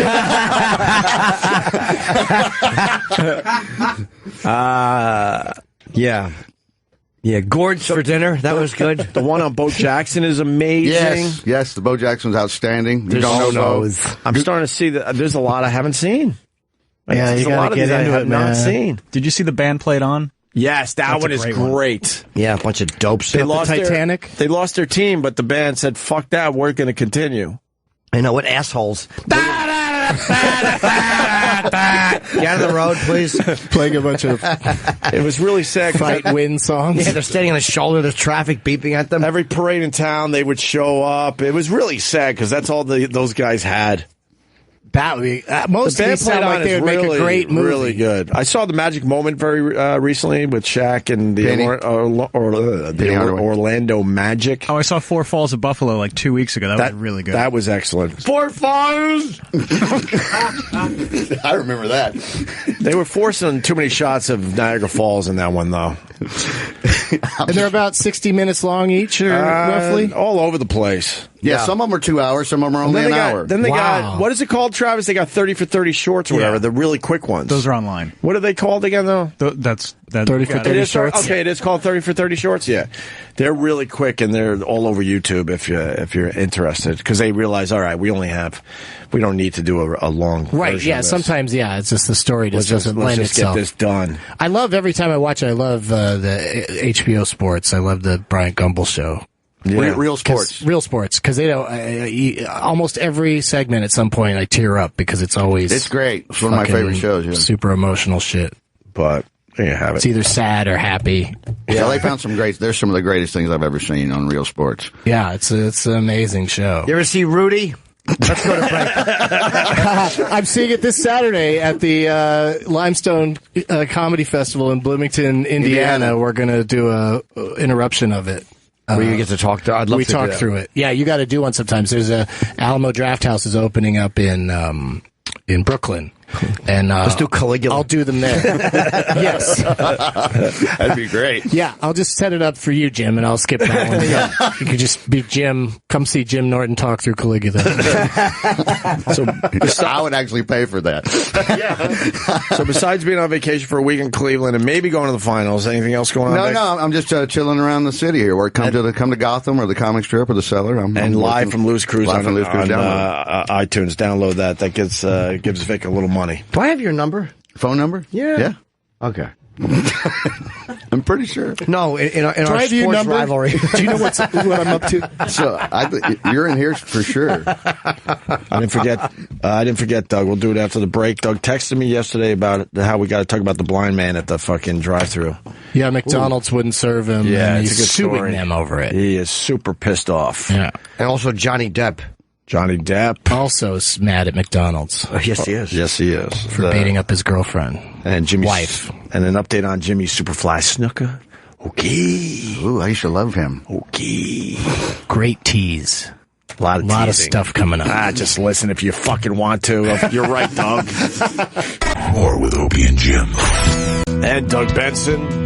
And Vic Henley. Hello. We're watching Billy Ray Cyrus on Fox and Friends cooking up the peanut butter and banana and looks like bacon sandwiches for Elvis Presley. The fuck happened to Billy Ray Cyrus? He's fallen off a little bit. Things are not going well. And then His he can't, daughter's naked all over the internet. and then Absolutely. His cum is a hit. and then he can't fucking even flip the sandwich properly.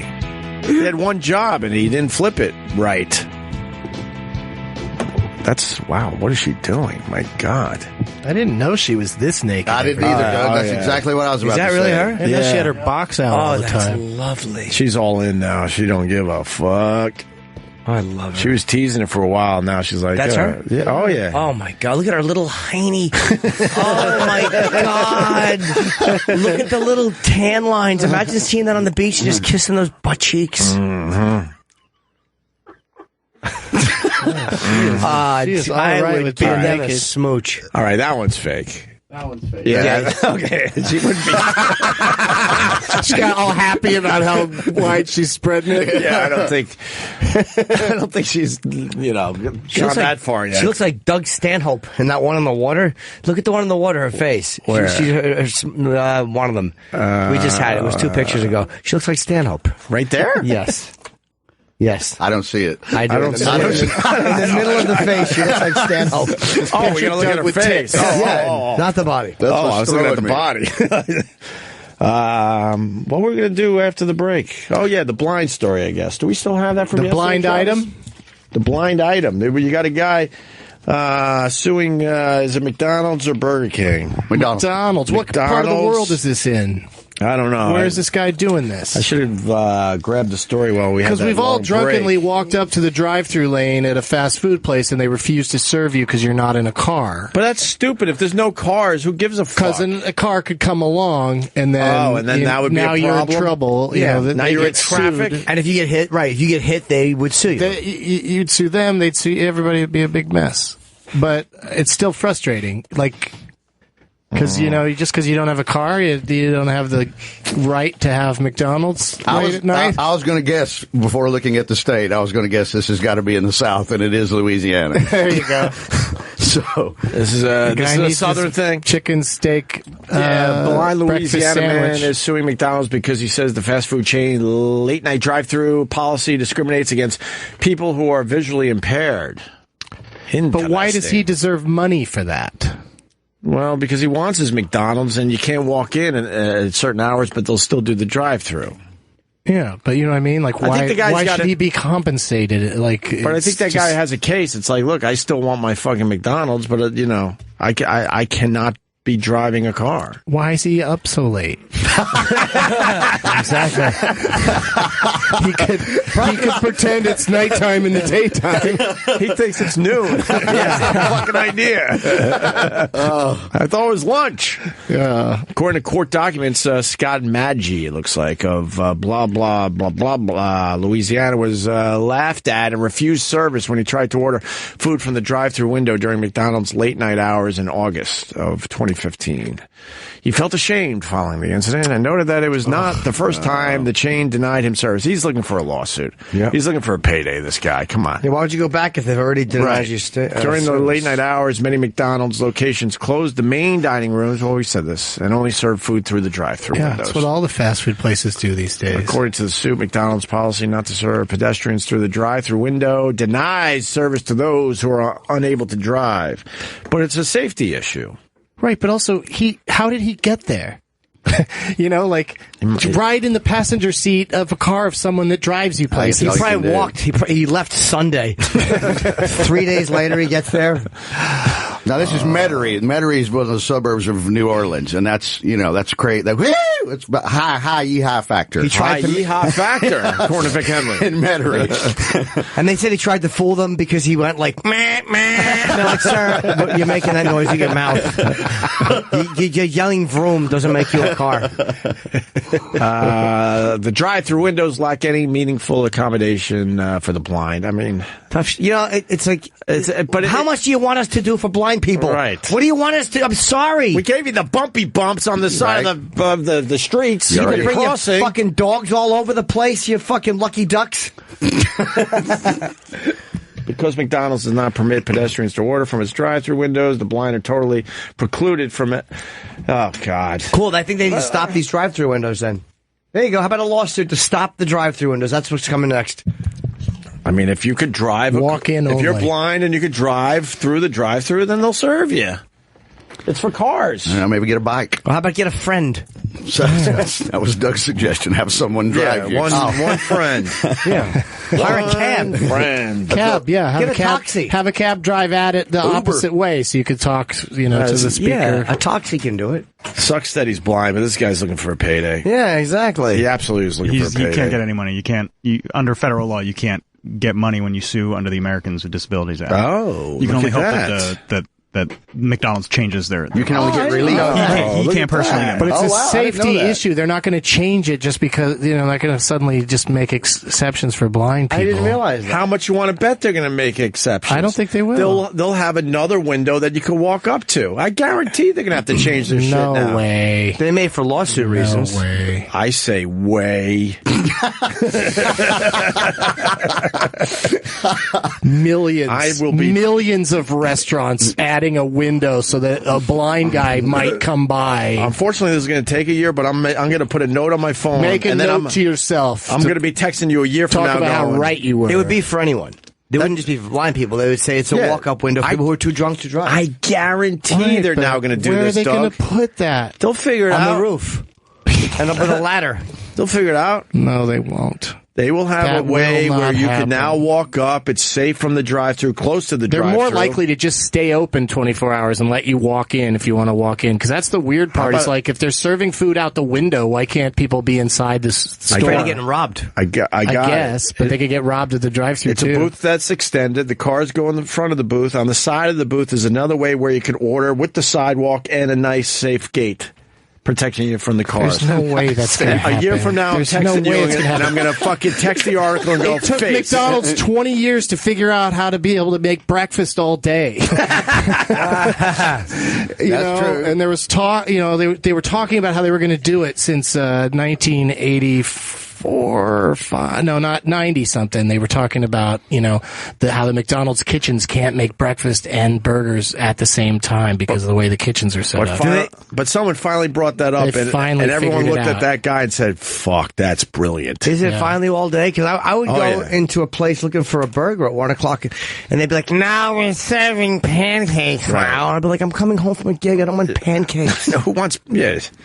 But other places started, like Jack in the Box and places like that, started serving breakfast all day before McDonald's did. Jack in the Box. Why is that funny?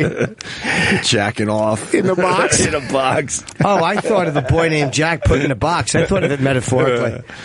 Isn't there a McDonald's movie coming out? Movie Man, aren't you? And there's a big I hope so. about one of the not Ray. Oh, Mac and Me Too? No, I don't think so. A McDonald's movie? Who the fuck would watch that?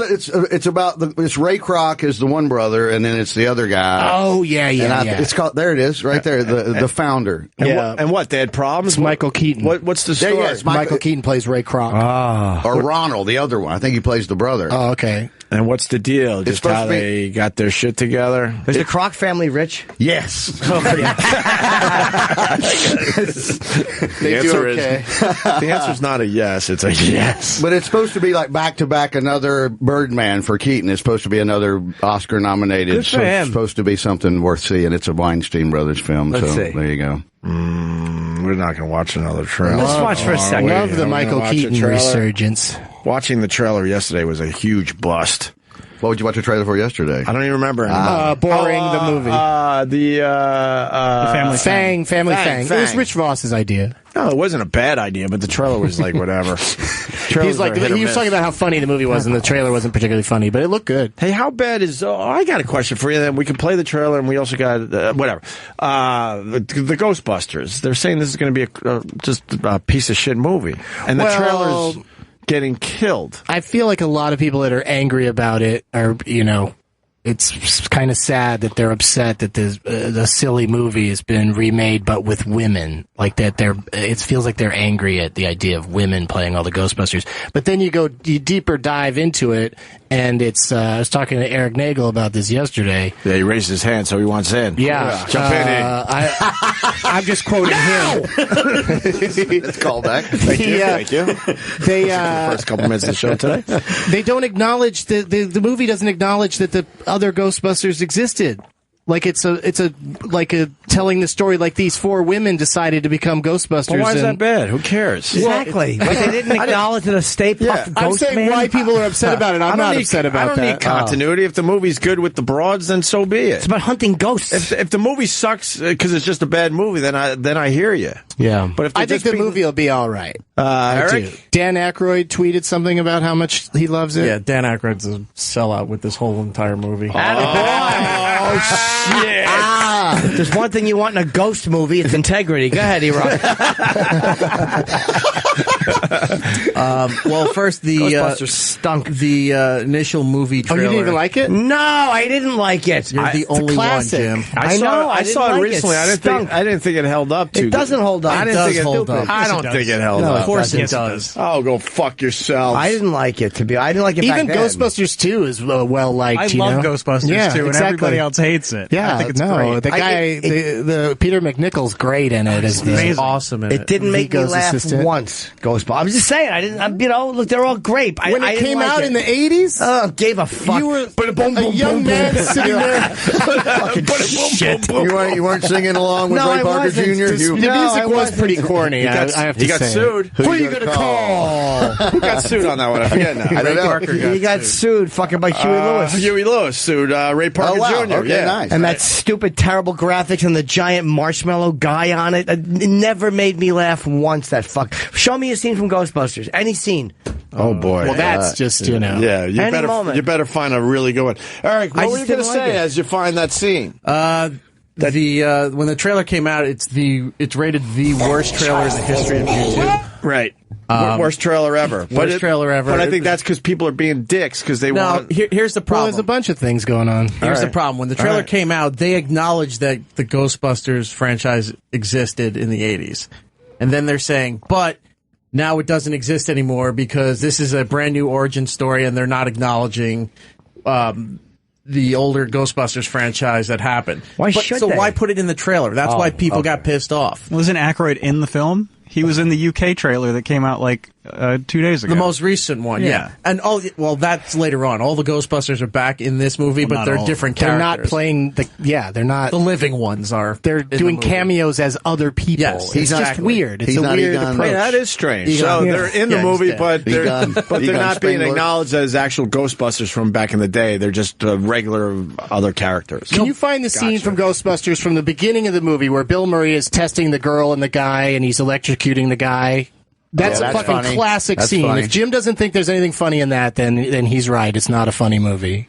It's just not. But I'm not a huge Bill Murray fan, as everybody knows. Oh, I'm not. I'm I one of did the not very know few. that. I gotta go. No, I recognize he's a really good actor. Going against the grain. Yeah, no, but I never loved Bill Murray. Never. Yeah, well, if that's true, then that's a big hurdle to get over. Yeah, but you like Harold Ramis and his writing. Dude, yeah, there's a lot of funny stuff Some of it, in there. Stripes, I thought was good. I didn't love. I loved John Candy in Stripes. I loved Larroquette in Stripes. I didn't love Murray. I love Bill Murray in Stripes. He was good, but he wasn't Bill Murray amazing. was in a crock of shit. The last Bill Murray movie I saw was that Rock the Casbah. Yeah, holy just arrived fuck, on was Netflix. That bad? Yeah, I didn't even see that one. I was so sad by just the trailer because he's doing a lot of Bill Murray like yelling and singing that's like just not landing. It doesn't look funny. Yeah, it looks bad. It looks really extremely awful. Is this the opening scene of Ghostbusters? Yeah. All right. No, this is funny. This is a great scene. Okay. I'm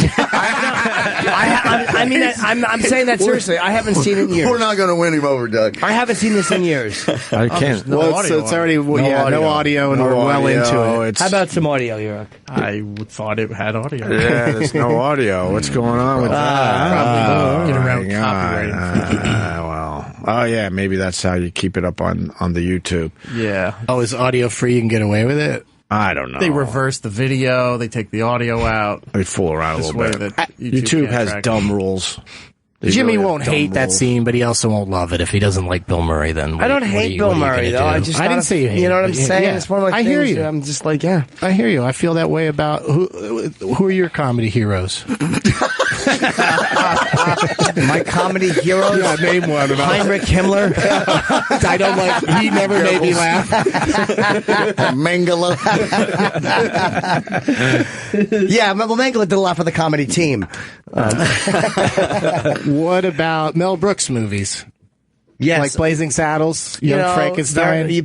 Blazing Saddles, because Pryor wrote a part of it. I thought was funny. Young Frankenstein, I think, is a masterpiece. There you go. We're on the same page again. Pryor was supposed to be the sheriff, right? Yes, but they gave it to Cleavon Little because Warner Brothers hated Richard Pryor. And wasn't he sort of in that fucked up stage where they couldn't really count on him or whatever? Sure. And Gene Wilder's part was going to be played by Gig Young, who later committed suicide, but at that time was just such a drunk that on the first day he was too drunk to do his thing, and Mel Brooks I didn't know that. begged Gene Wilder to come play the part. And Gene Wilder's so great in it and so perfect. Right. But it was very last minute. Who's the other guy? Do I know him if I saw him? Gig Young. He won the Oscar for They Shoot Horses, Don't They? He was the annoying announcer during the marathon dance contest in that movie. I don't remember Gig Young. I would have to see his picture. I would have to see his... Yeah, I haven't thought about that name in a long time, Doug. Thank you. That's perfect. No, that's a good one. No, that's a great one. They Shoot Horses is a good movie. Yeah, really good. It's brutal. There's a documentary on Mel Brooks' life I want to check out on Netflix. That'd be fun. I would assume it would be pretty damn good. Dick Cavett interviewing him for HBO a couple of years back is outstanding. Yeah, Mel Brooks talking everywhere. Anything. It's really just amazing. entertaining because he's just still got it together and he's wonderful. Got so many stories. Let's see. Oh yeah, this guy called yesterday and then he went to Twitter and was a complete dick. And I said, just call back. Ryan, what's he upset about? Ryan. Yes, sir. You didn't have to be a dick on Twitter yesterday. There's enough dicks out there. Hey man, we don't blow off phone calls. Like we were talking about Hillary's emails, and this guy had a different take on it, which is totally fine. But then he thought we purposely didn't go to him, which was bullshit. And then I was going to go to you yesterday, and then I saw you were gone. So, and then you had to go on Twitter and say you're a dick face and all this. It's like just fucking call the show. No, I was using the Trump technique, man, to get you to answer. You know? Well, that's not going to get me that. Some people say shitty things on Twitter and go, I got you to talk to me. It worked, but that's really not going to get me to answer in general. But whatever. What do you got on Hillary's emails that you wanted to say yesterday? Okay, what bothers me is Jimmy talking about that nobody cares and that it's not an issue. It really is an issue. I mean, it's a national security threat, and it's not like she hasn't done this before, falsified information and lied and avoided situations, with the travel gate where she falsely testified that she didn't do anything wrong. I'm not a fan of Hillary, dude. I really am not. And the reason I agree with you that she's done a lot of shady shit, and I'm not a fan. But I don't care about this email thing because I don't think the motive of this email thing was personal gain. She might have done something stupid, but they all do stupid shit. They all have information compromised. I mean, look what fucking Julian Assange managed to get. So they've all done dumb shit. And I'm not saying that it wasn't wrong, but to me, that's not the thing to harp on in the election. Now, the other stuff might be, but to me, this is just not what I care about when someone is going to be president. And if it's a big deal, why haven't they brought on charges or anything? This thing is taking forever for them to figure out what they want to do. I hate this fucking person pleading the fifth. When you're on that level of government, you should not be able to plead the fifth. Yeah, I know it sounds un-American to say that, but, you're Hillary's aide. You should have to talk about her. I want all my politicians to be crooked. If you've got a resume of total crookedness, to me, you are qualified to lead this nation. All right. Somehow it works. Well, I believe it works. She says she can work the system, and she knows how to work the system and get away with it, and she's done that the whole time. I mean, look at what happened before in the Clinton administration with Mark Rich, the black market oil dealer, who sold oil to Libya and North Korea and Russia. Clinton pardoned him, and then all of a sudden they were rich, and now his wife works for Hillary's campaign. So tell me, what's going on there? The same shit that's been going on in American politics for 50 years. They're all awful, dude. Yes, payoffs and bribes and chicanery. Shit that's not true, talking out both sides of your mouth. We somehow believe, and I know I'm guilty of it too. Like, you have this childlike belief that they're better. And I'm always, why am I still surprised when they're shit? I don't know why. It's my own being naive, I guess. Well, that's what I'm saying. I told everybody forever. I grew up. My first introductions to politics was George Wallace, the racist governor, and 1968, and Richard Nixon, the only president that's had to resign. So as a kid, that exposed it all to me. So if you can't be a little shady, I don't think you belong in there. Yeah. You'll get eaten alive if you walk in there wide-eyed and innocent, like poor old Jimmy Carter with some good ideas. They will chew your ass up in a second because it's Washington. They don't have time for that shit. But he won. I know he won, but he couldn't do anything. Then he couldn't do anything, in 4 years. He didn't do too much because they kept blocking him at every time. He also made some decision. You know what I mean? Like, giving the Shaw sanction. Yeah, sure. He did some shit that was just stupid too. That we should have minded our fucking business with that situation, and we didn't. Anything else there, Ryan? I want to make sure you were heard. No, man. I just appreciate you taking the call. I love the show. I've always listened to it. It's been great, man. I'll be honest. I gotta brush up on Hillary's emails and how important this whole fucking thing is. My thing is, I don't know why it's taking so fucking long for them to decide exactly what they're going to do. Since the invention of email, every Secretary of State did the same mistakes that she made. Is that what they're saying? But she's getting held to, because none of them are running for anything now. Yeah. Clinton and Sanders in a dead heat in California was just announced. Come on, Sanders, you got this. Sanders isn't going to. I'm sorry. Go ahead. It's on 49 and 47. Wow. I just think it's fun that Bernie exists, and we'll always have, people will always be hearing from him and his ideas and stuff. But can you imagine Bernie against Trump as a kid? That'd be such an interesting. Well, that's why it would have been a great debate. That's why Trump didn't do it, because it would have been amazing to hear Bernie and why didn't he? What was his? He backed out because he went. Bernie knows what he's talking about. Yeah, Bernie has been there a long time. Well, but what was the real reason? What did he say? He backed out because he would get his ass kicked. He didn't give a reason, really, did he? No. He basically, First thing he said is, how much will you pay me to do it? Like, what? Come on, man. It's close to the top person in the Democratic Party wants to debate you. Just do it. Then again, Hillary is literally not taking questions from She's avoiding the press about this. 150 days worth? 180 days. It's up to 180 now? I believe so, yeah. 180 days where she hasn't taken a question. Oh, no, maybe 150. About what? A press conference and stuff in general. Oh. Yeah, you go. But that's what Trump does. He does press conferences constantly because he just wants to be on TV all the time. Well, we said that yesterday. Free advertising. He's doing it a little too much, and she's not doing it at all. But she's debated Bernie, and she's gonna debate Trump eventually, and I like that libertarian guy might get to be in the debates. Gary Johnson, yeah. If he gets to the right number, and if he's in the debates, then he can really stir it up on, he can go after both of them. And he picked a good running mate. Bill Weld is no joke from Massachusetts. They both seem pretty all right. What do you think the odds so far? It's obviously not going to happen this go round, but where they pick the VP from the other party, you think that's actually possible down the road? Nope. Oh, that they'll cross-pollinate? Never. That would be nice. You don't think never? It's a good idea. Seems like something Trump could do. Trump could just decide to pick a right-leaning Democrat. One of them, what do they call them, dogs? Yeah. Yellow dog liberal. You're saying never? Definitely not this go. I don't think it'll ever happen, but if it were to ever happen, the only person that would be able to do it would be Trump, because he's already shunned from the whole party. Yeah, well, for better or worse, Trump has changed things. Trump is kind of, even though he's keeps saying no independent should run against me and Hillary, he's definitely made it easier for an independent to run in the future. Exactly, that's why I like him. Next big rich guy that has a profile that decides to run as an independent, because Trump also might be gone as far as he has if he was an independent. He didn't have to be a Republican. Right.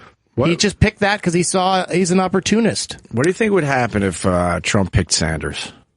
How does that play out? Never happened. Sanders that can't happen. Sanders never happened. He wouldn't do it. He's too old. And he says never Trump. So how can you he wouldn't turn on that one. Oh, but then I don't know. You have all these guys saying shitty things about Trump, and now they're endorsing. They do, him. but those were all Republicans. That's true too. You're right, Togi. Democrats are a little better at.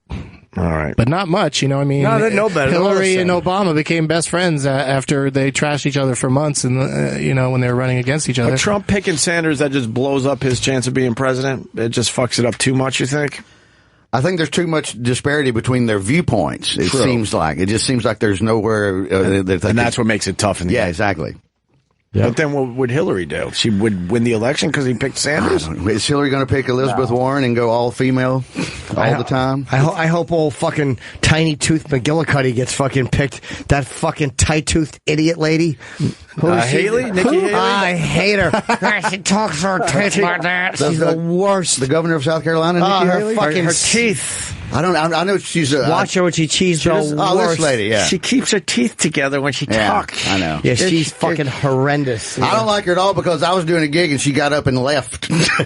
So really, I was doing a private corporate gig and she was in the audience down in South Carolina, and I'm like, they're like, the governor's here, and I'm like, great, and I'm like, so when it was over, I'm like, did the governor like it? They're like, no, she fucking hated everything you were saying. Because you were on stage about 5 minutes and she got up and left immediately, and I'm like, all right, well, at least well, I stand corrected. Now you like her. Now you like her. I respect her. But it's such a weird thing. Look at the stars and bars. She's an Indian woman, I think, or supposedly, yeah. Nikki Haley's Indian? There she is in the native garb. I did not know. A little Indian action in her. All right, thanks, Ryan. I got to go to Fort Myers because a few people are saying that you are wrong, Doug Benson. Bob in Fort Myers. Go ahead. Why wouldn't they? The other secretaries of state have had personal email servers, but she worked exclusively off of one that was set up in her house, which is unique. And her story, from what she said at the very beginning, when she was asked about it, has changed throughout as more evidence has come out. And she has, not given all the emails. There's a lot to it. Well, if this email thing wasn't happening at all, what do you feel about Hillary? Do you like her?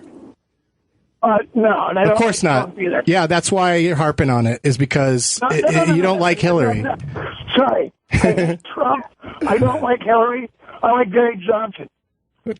I like him too so far. I was one of those. And I bet you Gary Johnson would tell you that the emails are not worth worrying about. Yeah, Cheddar Biscuits is on the phone. Biscuits on the phone. These Hillary emails are not. So I was at the console. I was like, the email, it's illegal what she was doing because I don't really know exactly why she was doing it.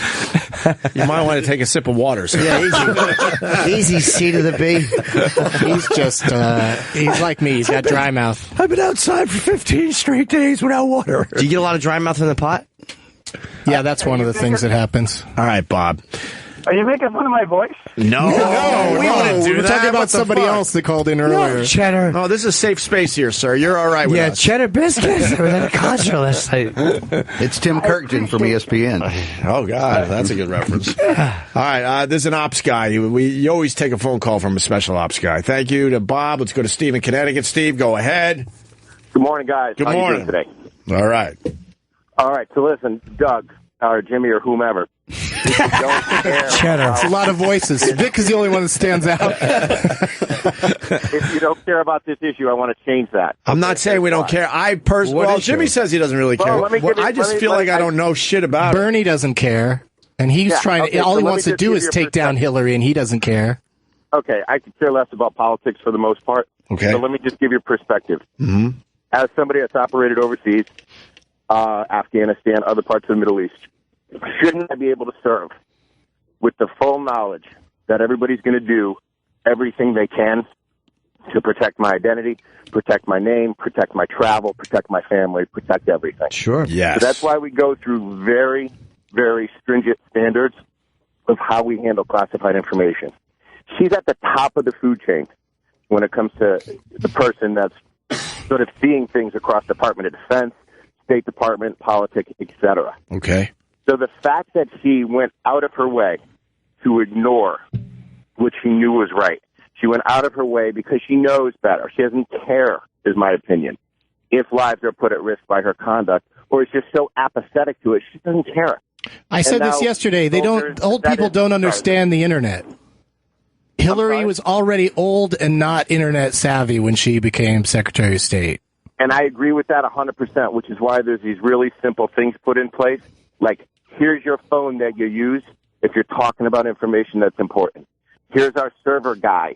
He's your guy that's going to make sure you don't do things that would normally put me Steve in jail. Yeah, and make no mistake about it. But everyone that surrounds her while she was doing all this is also responsible for. They were probably telling her that. I'm going to guess she thought it was safe. Even though what you're saying is right, I don't think that she was like fuck the soldiers. She's probably being told like no, this is fine. This will do good. She's an asshole. No way. And the IT guy's going to be testifying against that. So okay, I agree. I don't care about politics, and I know she's old with technology, and I'm 45 myself. And every time a new app comes out, it blows my mind. But there really needs to be a wake-up call on this issue because it's a huge issue. And make no mistake about it, names were compromised, and there is a very good likelihood over the next decade that people's lives will be put, their physical security will be put at risk exactly for what she did. Wow. I've heard enough. That. Fuck Hillary Clinton. It's a reality. I'm with Steve from Connecticut. Here I am in Connecticut now, and I got a great family, yeah. and I worry constantly about it. So I really do. Is your name really Steve? It is. It's the first time I've ever used it. I usually call under my pseudonym for Opie and Anthony Max. But I'm coming out. Yeah. He's coming out. How about you? But I'm coming clean. Well, all right. Well, there's a lot of Steves out there. I don't have to protect my identity anymore because Hillary's on the case. She's already outed him. All right, Steve. Thanks. Thank you so much for taking my call. Have a great day. Your show's off. And we just have to say thanks for your service. Yes, thank Steve you. In Connecticut. Back to Mel Brooks. Then we got other really good stuff in the news. But first, Jason in Arizona wants to pipe in on Mel Brooks. Go ahead, Jason. Yeah, I don't know if Doug is familiar with all the interviews that Mel Brooks has done. First of all, I want to say I love Mel Brooks. I think he's great. But he did do an interview with someone. I cannot remember who the interviewer was. But during the interview, the interviewer asked him, was there anything that you regret or was there anything you wish you could do over that you might have done differently? And his first thought was Blazing Saddles. Oh, he said he wished he had done Blazing Saddles differently simply because he thought he used the N-word way too much. That's reasonable. No, in retrospect, compared to how things are now, it might be. But it's funny when you watch that movie on TV. Sometimes the edits, they cut out swear words, but they leave in the N-word. Really? Yeah, I've noticed that. That's hilarious. Wow. They should leave it in, but they're probably, because to me, it was so obnoxious. Pryor wrote That's what made it funny. Exactly. Yeah, exactly. So yeah, and then, that movie, like one of the funniest things to me, and it's become, so inappropriate to say, but it always makes me laugh, is when Slim Pickens calls somebody in Blazing Saddles a Kansas City faggot. Yeah. Because it makes no sense. It is the weirdest insult.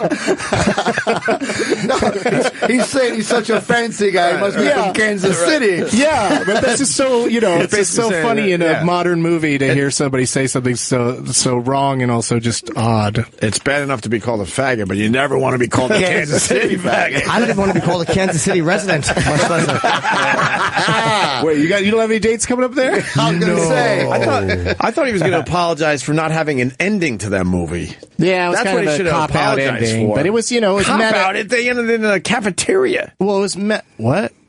The whole fight. It ended with the limo. Well, it ends up there on the studio lot, and then they go to the premiere, and then you're right. But then the bad guy gets shot outside the Chinese theater. It's very meta. Before that thing was sort of stuff was happening all the time. I think there's the new Bamford series on Netflix is all that kind of shit. That's what it is. It's just constantly meta. Like Patton Oswalt shows up as a cop, and then they start calling him Patton, and he starts talking about, hey, I don't think this scene makes sense. He starts talking like the actor Patton, and it's yeah. But yeah, it's Blazing Saddles. That's why Jimmy said Young Frankenstein is like perfect or a classic or whatever you said.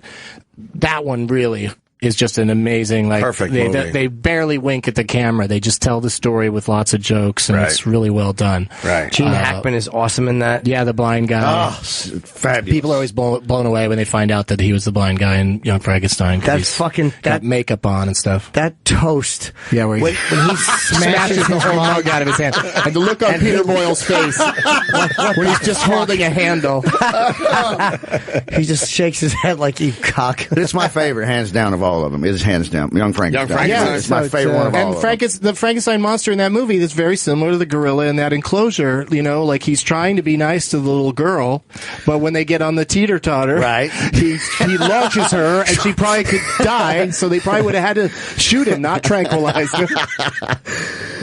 Oh, man. All right, Jason. Thank you, buddy. I got a tweet, Opie. Yeah? What's the tweet? New Rochelle McDonald's has a walk-up window mainly for college kids with no cars. So it's already happened. It's going to happen. Boom! It's going to be everywhere. In places where there's college kids with no cars. Now that they're threatening lawsuits, McDonald's is just going to go, let's try to figure this out. And we'll make more money because more people will walk up. It'll be in the new ones. They will not just go and install that in every McDonald's. All right. That's my feeling. All right. Doug is wrong. Not all other secretaries. Okay, we sort of did that one. Yeah. Somebody wrote to me, Condoleezza Rice didn't use email ever, which is interesting because email existed, so that makes her really weird. Well, I asked yesterday, who was the first president to use email? Washington. That's the bizarre part. Washington. Yeah. He sent He an was email. way ahead of his time. Yeah. It was wooden. It was wooden email. Yeah. He had a wooden computer. And he wrote NOL, and nobody wanted to ask what it meant.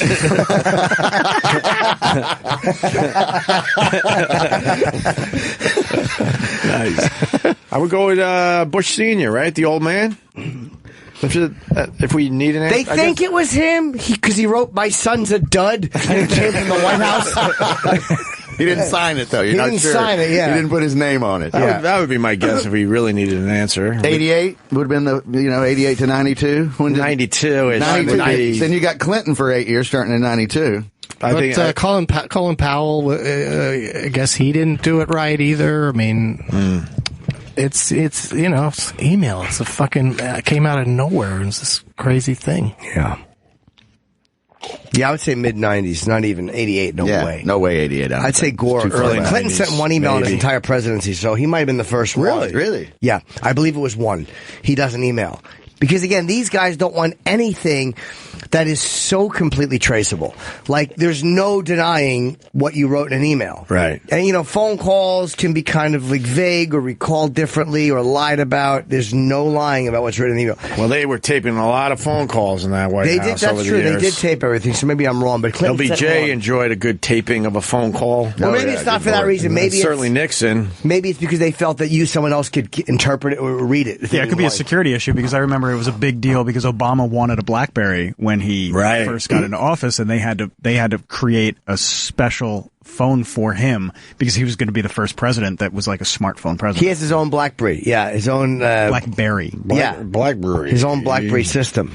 Yes, he does. Yeah, there's a red and a blue. And he talks on the red side, it's secure, and the blue one is the other phone. I believe it's color-coded, yeah. I could be wrong, but they made him a special BlackBerry. I like believing in Jim Norton. That one I believe is true. I like that. Can you check that, E-Rock? Let me correct myself. Check that before you're fired. Now! Thank you, man. Stump Brain checking in. Steve from Connecticut nailed it. Best take on this. Said it best, yes. That's cool. Steve from Connecticut said it best. That's cool, because he's not biased, Stump Brain. That's good. Maybe I'm laughing too hard at that, but I like that one. He's a bit biased. Yeah, I'm biased and stupid, so people don't need to keep calling in to disagree with me. Are you a Hillary supporter there, Doug Benson? Not really. I don't like her. You got. I'm really looking at this Gary Johnson guy. Oh, okay. I'm looking at him hard. But what does that do? He's not going to win it. No, that's true. But it'd be nice. I'm still looking at him, but like I said, I'd like to see him debate with Hillary. And I think as soon as Hillary and Trump are talking to each other in front of the world, I know Trump is going to blow it. I know a lot of people say we need a third party that's really solidly legit, that has a really good chance. I think we need way more than 3. Well, we had way more Republicans, and look at that circus. Yeah, right? That's true. Yeah, well, maybe you know, 17 of them to choose from. Yeah, and how many of them did you like? Out of the Republicans? Yeah, I liked 2, maybe Kasich. I liked Kasich a lot. Yeah, he's in horrible. the end. Kasich's the one that he and his wife rented Fargo from Blockbuster because the guy behind the counter recommended it, and they were so disgusted by the wood chipper scene. What's that? What I want. Is this a real story? This is a real story that Kasich went on a crusade to have Fargo and other offensive movies removed from video rental stores. Oh God! All right, I got to just another jerk off. He would probably back off of that.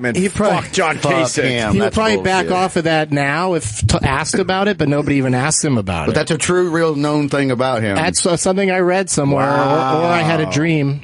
That sounds about like something. He's a jackass with women's rights anyway. He's not, there's so many. Every time a woman asks a question, he says something to her that's like sexist. Yeah. Look, the Republicans hated Obama for 8 years, and then this is what those 17 people. Yeah, and it's all. You would think they would have came up with some better. I don't know who though. I couldn't sit here and give you names. But Cruz never. I didn't like him. Didn't like Rubio. No. Christie, I liked a little bit. Carly Fiorina? Fuck no. Pete Checkers. Pete Checkers was in there for a while. The state of New Jersey doesn't think that Christie should run for like 42%. His approval rating is horrendous. It's in the 20s, and but he said that the reason that 50-some%, whatever the percentage was of people says that he'd make a bad vice president, he claims those people just don't want him to leave New Jersey. They don't want him to go to the White House because they would miss him so much. He's got the whole story there. Super spinny. Dude, you got the story right. John Kasich. All right, I like him a lot less. He wrote about it in his book, and then he said, I was in a local video store. It was billed as a comedy, but it wasn't funny. It was graphic and brutal and completely unnecessary. Ghostbusters is so wrong way, we had to shut the thing off right there in the middle. First of all, you dumb fuck, that was the end.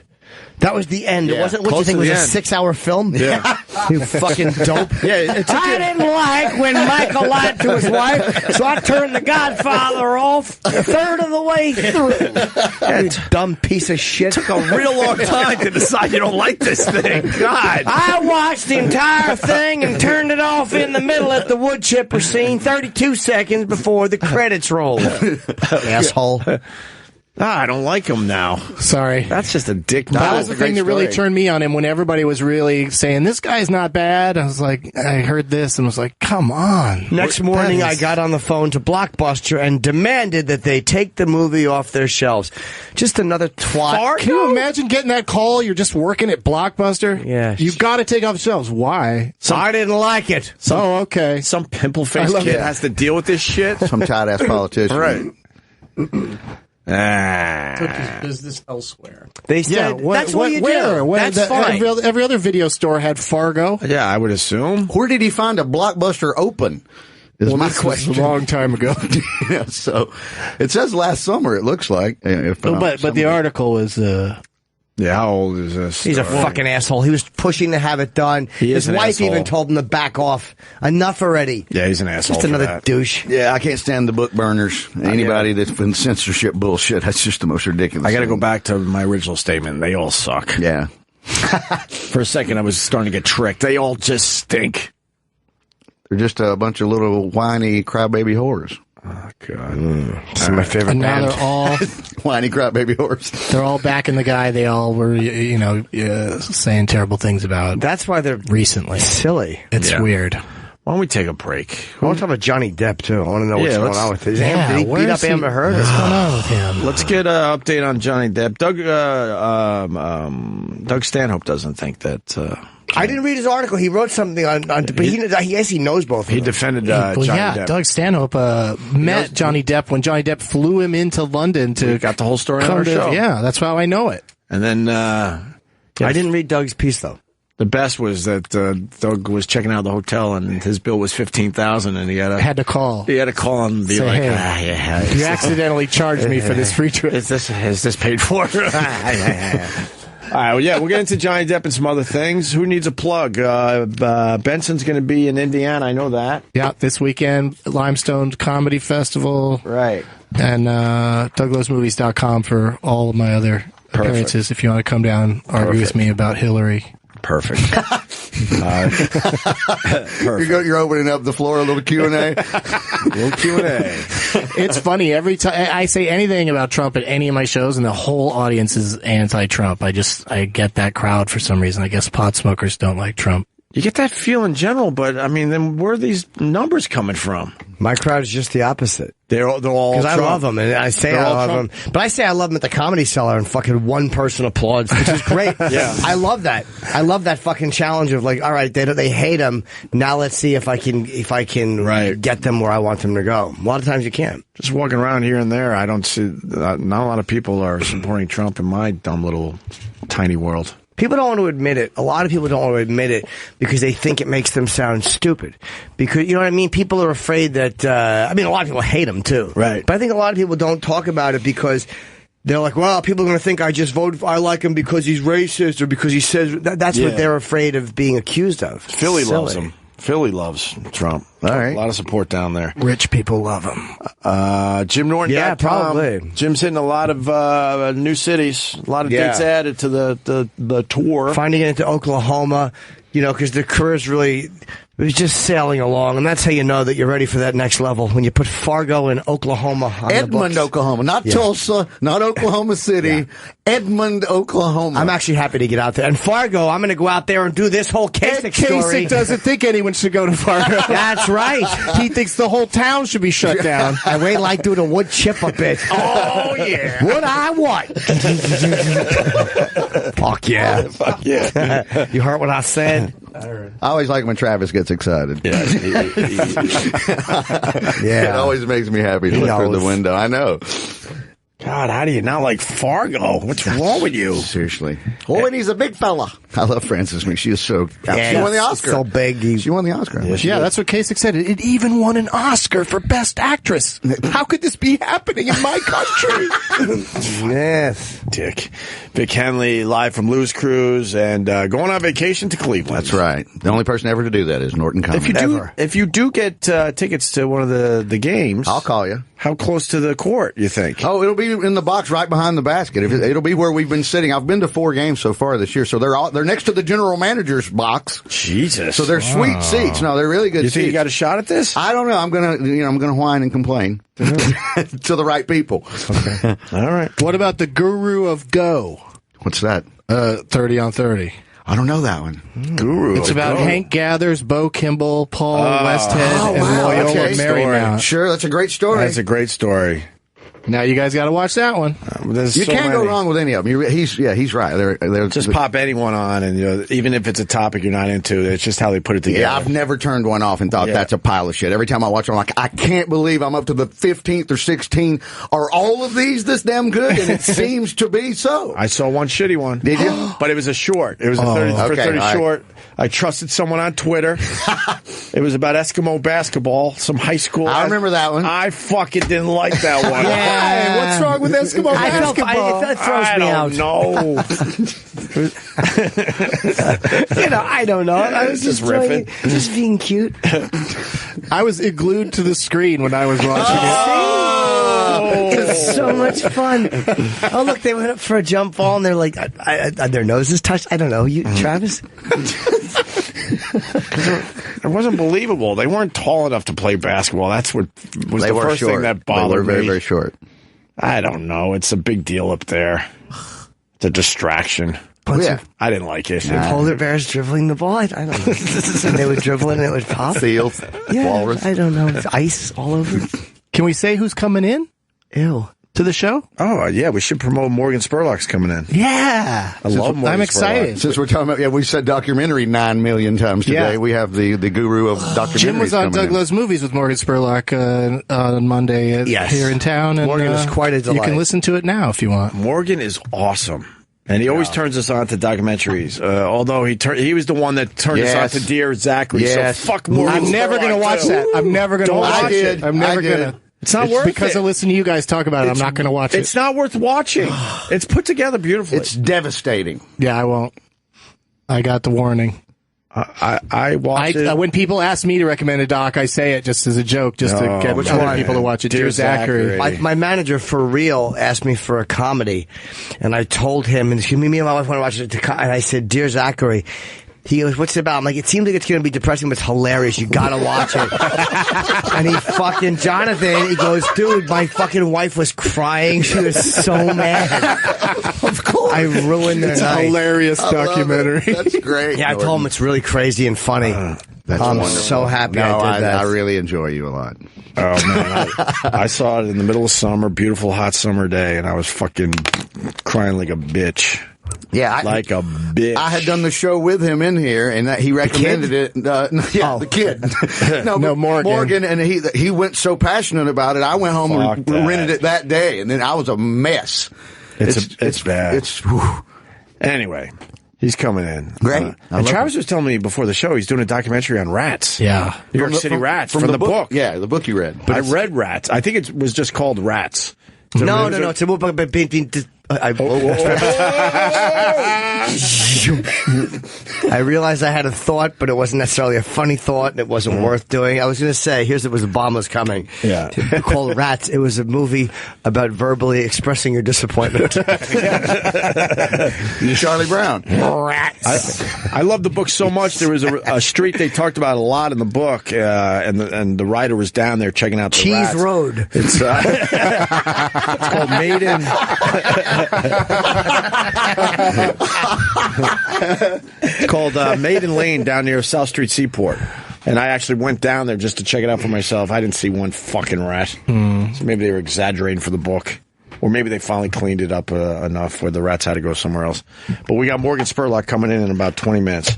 We break right now. Vic Henley, Doug Benson, and, of course, Jim Norton. And we got Morgan Spurlock in about 20 minutes. New season of Inside Man, right? Tomorrow at 10 p.m. on CNN. Yeah, I saw Morgan Monday night. I think I was saying you should come in, tomorrow, and because I wanted to be on with him. Yeah. I'm glad he's coming in today. Yeah, I wish he would do the whole show. That'd be awesome. He's such a busy man. It's quick hits with him these days. Let's see. Superfly Snuka unfit for trial in girlfriend's death. Too old, too senile, too crazy. He was saying some shit. There was a little taste of dementia when he was up there discussing things in court. Ouch. How do they know that you're not just fucking around? Well, yeah, they've been faking the bullshit for their entire careers. Yeah, it's just I don't know. How do they know in the end? I guess they bring in experts and all that. They probably had somebody, wow, is that what he looks like with his hair back, huh? How is he unfit to stand trial? He's 73 and he's taking a lot of headshots. Oh, yeah. Brother. They always had him in here. He was not totally with it when he used to do our show. Yeah. And that was a few years ago now. I hate it when their foreheads get all, because they've cut themselves so many times. They always get that weird-ass scarring. Yeah, it gets bubbled up a little bit. Yeah, he was on the witness stand. They say it was bizarre because he got up on top of the stand and he jumped off onto the prosecutor. I was hoping someone was going to do it off the top rope. Well, the prosecutor was blonde and he thought it was Dusty Rhodes. Oh, man. Wow, that was one of my favorites right there, Abdullah the Butcher. Well, that was a suspicious thing with his girlfriend, though. Oh, my goodness. Yeah, she slipped. She slipped, brother. Well, they might be saying that maybe his what's the word? Ra's al Ghul? No. Remembering something.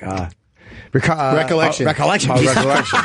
I didn't do that on purpose. I was lost for a second myself. Oh my God! The irony of it. His recollection might have been wrong. Oh, CTE link. That's a good question. Paul asked that. He asked me that at the urinal before too. I was like, "Why are you staring at my cockhead? You think he's CTE?" I'm like, "That's a good question, young man." I would imagine a lot of these old wrestlers have CTE. Yeah. I think so, too. You gotta think. This happened in 83? Yeah. Yeah, he was Superflying or something. I don't know. Yeah, he told the story on our show.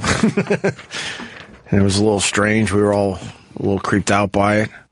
Where was it? Rest area or something? She fell down, hit her head, and people were like, huh? Yep. Oh, God. I'm trying to remember all the details on that. There he is. There he is on our show. Okay, brother. It was bad, brother. Oh, that's a good call. The headband over all the head scars. Yeah. She fell, brother. Nothing I could do. Wow. You're scaring me with that. Sam Roberts cruising through the shot. Yeah, his wild hair. Dopey hairdo. In other news, you got a child destroying a Lego sculpture. I love this one in China. Guy took a long fucking time to put this thing together. They put ropes around it. They're saying the thing could have been worth about $15,000. It was a character from Zootopia. And within an hour of roping off the area so people could check out this sculpture that this guy worked really hard on, a kid just fucking knocked it over and did the kid thing. A kid did a total. Is there a video of this so we can laugh? So sad. $15,000 Lego sculpture knocked over by a kid. Unveiled. There it is. How about you protect it better? They got a couple of velvet ropes around it. Lego velvet ropes. Huh?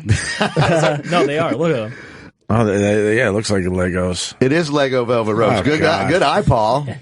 All right, relax with the Legos. Not everything has to be fucking made of Legos. That's what it was the fox. That's probably how the kid got through the ropes. Yeah. Just broke through the Legos. Yeah. But that's Or like just the kid ducked just under pushed it over? Yes. Or he like tried to pose with it, put his arm around it, and it fell over? Or? The article I read, he pushed it over. What kind of... Exactly. Throw him in the gorilla cage. Why isn't that kid in trouble? Well, he's 4 or 5. I was going to say. How come they're not investigating the parents? Why didn't they shoot the sculpture? Tranquilize the kid. Thank you, you're ahead of me. So that's kind of funny, right? That's a kid being a kid. I got no problem with that. I think it's kind of funny. Oh, this might be the video of it? Oh, if you're, man. If you're an artist and you've decided your medium is Legos, that's the first problem. Yeah, so. Although they're saying it was worth $15,000, someone probably would have spent $15,000 on that. That's the beauty. You could just make it again. Right. Yeah, really, no shit. The pieces are all right. Imagine if you had a painting that got destroyed and all the paint could just be picked up and put back on the canvas. That's why Lego's an easy medium to work with. Right. You can correct your mistakes. Remember Toothpick Guy?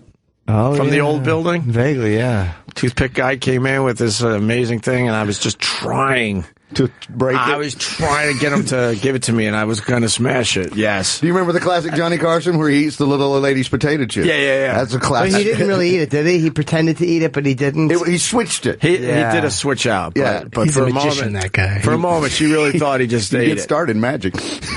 Toothpick Guy then runs out, and then we have a window, and then I start squirting mustard. We happen to have mustard around from up above. What floor were we on? Like the 5th floor? And then the mustard ended up all over an Asian guy, and he couldn't understand why he had fucking mustard in his hair. This is the potato chip thing? Yeah, see, he switches it on her when she's not looking. No, he just... I have a lot of apples and pears and pumpkins. Potato chips. Potato chips, okay. And, Look at this one, John. Yeah, no. He just clearly grabbed it from another spot. And she was like, my precious apple potato chip. He shows her. He's got a whole thing of it. He's got to show her so she doesn't drop dead of a heart attack. Excuse me. God.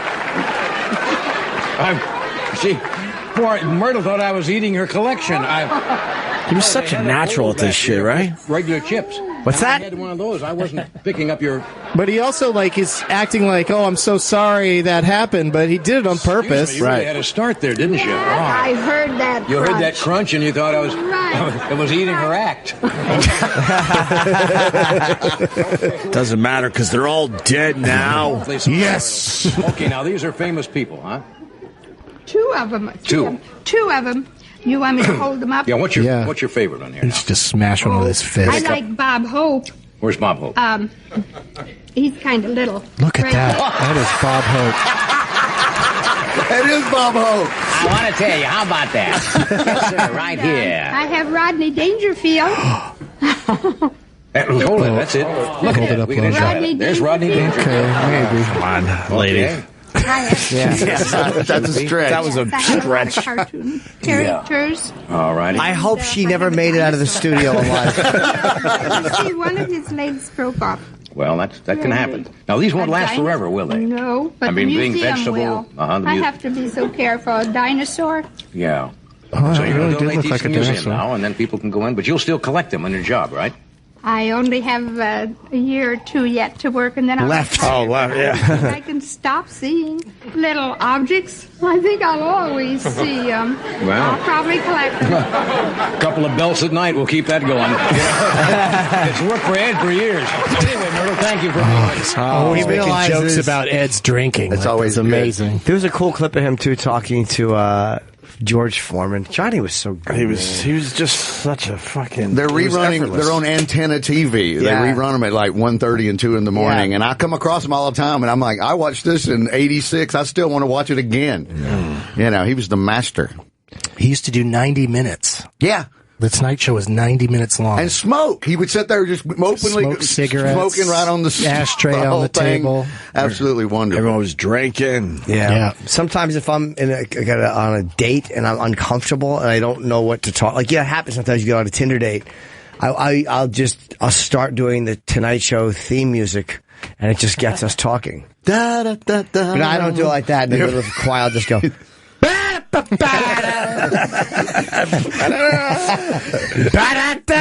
It's a fun conversation. Why did you do that? Yeah, what is that? Everybody turns around. They're like, we thought it was the show. It was a show before you were born. Yep. Just it gets nice and quiet. So your mom is sick, huh?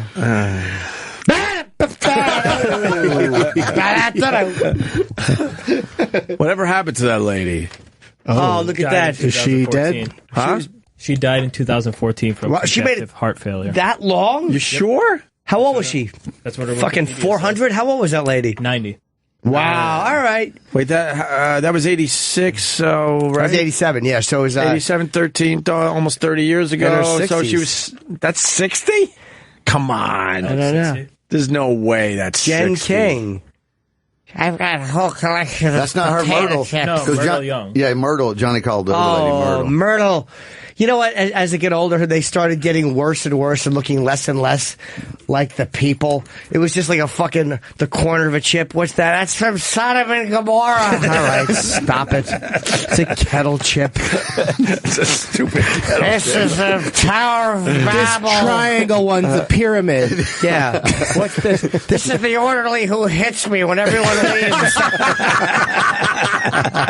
Call the police. I love that the potato chip lady was also on Chevy Chase, because you know that was his talk show. That was probably not funny, him talking to her about the chips. No. And then Bill Cosby's You Bet Your Life. Oh, no. That must have not gone well. I would love to see a clip of that. Me too. Bill Cosby being all silly, talking to her about her dumb chips. Hey, what's this chip? It looks like someone's sleeping. That was me. I fell asleep in Mr. Cosby's office.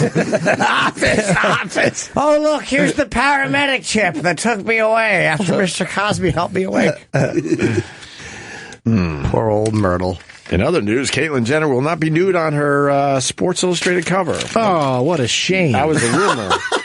Really wanted to see that shit. It was probably a rumor started by Sports Illustrated to get everyone talking. Is Caitlyn going back to Bruce? I thought that's what Well, Ian Halpern said it. You know. It was his big scoop. Oh, that's who broke the story? Yeah, in a couple of years, Caitlyn will go back to being Bruce, having some regrets. Why? How is that? Guessing what's going to happen in 2 years is not a scoop.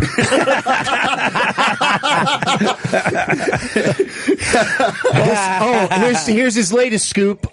He heard from somebody that all fast food restaurants are going to add a walk-up window within a year. Well, it's smart, though, because in this world we live in, no one's going to give a fuck in 2 years, so you can say anything. No one's going to wait it out. No way. No one's going to wait it out. I just saw a picture of a side boob. Yeah, that was a horrible side boob. That was fucking disgusting. I guess you could say that, right? Morgan Spurlock. What's up, buddy?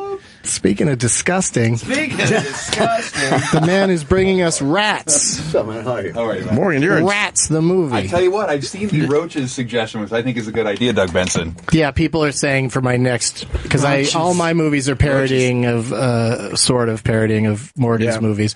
So his new one, Rats, people keep saying I should do Dabs or Roaches. Roaches is good. Roaches, whoever came with that's a very good suggestion. But for a whole movie, I'm going to just smoke roaches? But I think, well, you have to smoke, but you have to, but you smoke roaches all around the world, like I did. Like you have to go beyond. Like imagine like Anthony Bourdain smoking weed all around the world. That's what you should make roaches. Well, I definitely want to do something like that, but I don't know if I'd call it roaches because that doesn't really sell the travel idea. First of all, you're in very good shape. Thank you. I'm trying. Second of all, congrats. I think you just had a kid. I just had a kid a week ago. Yeah. Boy or girl? It's a little boy. That's going to slow you down a little bit. Not too much. Just I've taken 2 weeks off to like be home and be present, and then I'm leaving. Then you're back at and it. then I'm absentee Out on the fathering. road. Then he's gone. Right. And you're working on a documentary about rats based on that book? It was based on the book by Robert Sullivan. Yeah, that was a great book. Great book. And so a friend of mine, Josh Braun, who's a producer and a film sales agent, he basically optioned this book, and he brought it to me and said, you should make this into a movie. And like I grew up loving horror films. Like I love Scanners. Scanners was the movie that made me want to make movies. And so I grew up loving these types of horror films, and I always wanted to make a horror film. And so when he brought this book to me, I said, what if we made a horror documentary? Like, what if we shot it like a horror film? It's a documentary, still like interviews and information, but it's like you make it feel much more like a scary movie. And that's what we're doing with this film. And it's awesome. The way you say it, horror, you're saying it quickly. It sounds like you're saying it's a horror film. Like, listen, the new Ghostbusters. I'm making a new horror film. It's called Behind the Green Rat.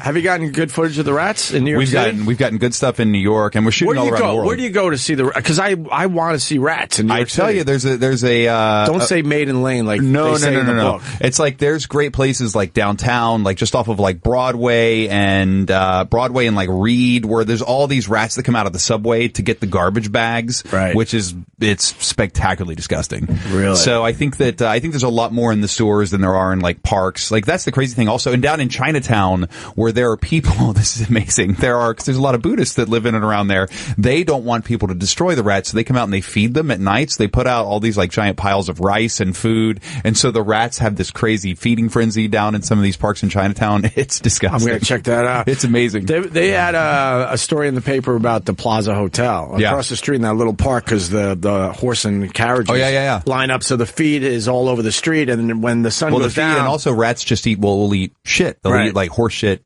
human shit, dog shit. So that article came out. I think it was the Daily News. There it is. And me and Roland went down there the next fucking day, and we sat on a bench and we waited out. And wow! But they cleaned up the area since. Yeah, there's no more rats. They got rid of all the bushes and all the everything pretty much. No, the city's done a pretty good job. I think there's still a boatload of rats that we don't see. Well, they said that we'll never win the battle against rats in New York City. No, or anywhere. I mean, that's the thing. Is like we have so many scientists that we speak to. They're like, oh no, they're going to be here long after we're gone. Right. Yeah. Did you talk to the club that hunts them with their dogs? We didn't, because we filmed with a hunt club in London, right outside of England, which is like they have a professional hunt club, like British hunt club, where all these people bring their little dogs. And so we were there as they were basically ratting on this giant estate, which is remarkable, where you see these little dogs digging them out of holes, like pulling them out, shaking their heads. It is awesome. That's like the group we saw. They're the group the one that's downtown. They have with the little wiener dogs. Same thing, Jack Russells and everything like that. That's right. It was Mike Rowe. Mike Rowe did a little something on that. But basically, there's a club. You bring your dog down, and at night, it's like in Battery Park they do it. I think. Yeah, and they kick the garbage pails and stuff, and then the rats come flying out, and then they let their dogs just fucking kill. Look, there's footage of it right now. Yeah, and then it's a whole thing. They're really, really into it, and they let their dogs have at it with the rats. And then they clean the blood off of the dog's face. Good boy. Disgusting. Good boy. Yeah, and then you gotta kiss your dumb dog after he's fucking biting rats in half. What stupid motherfuckers. Right.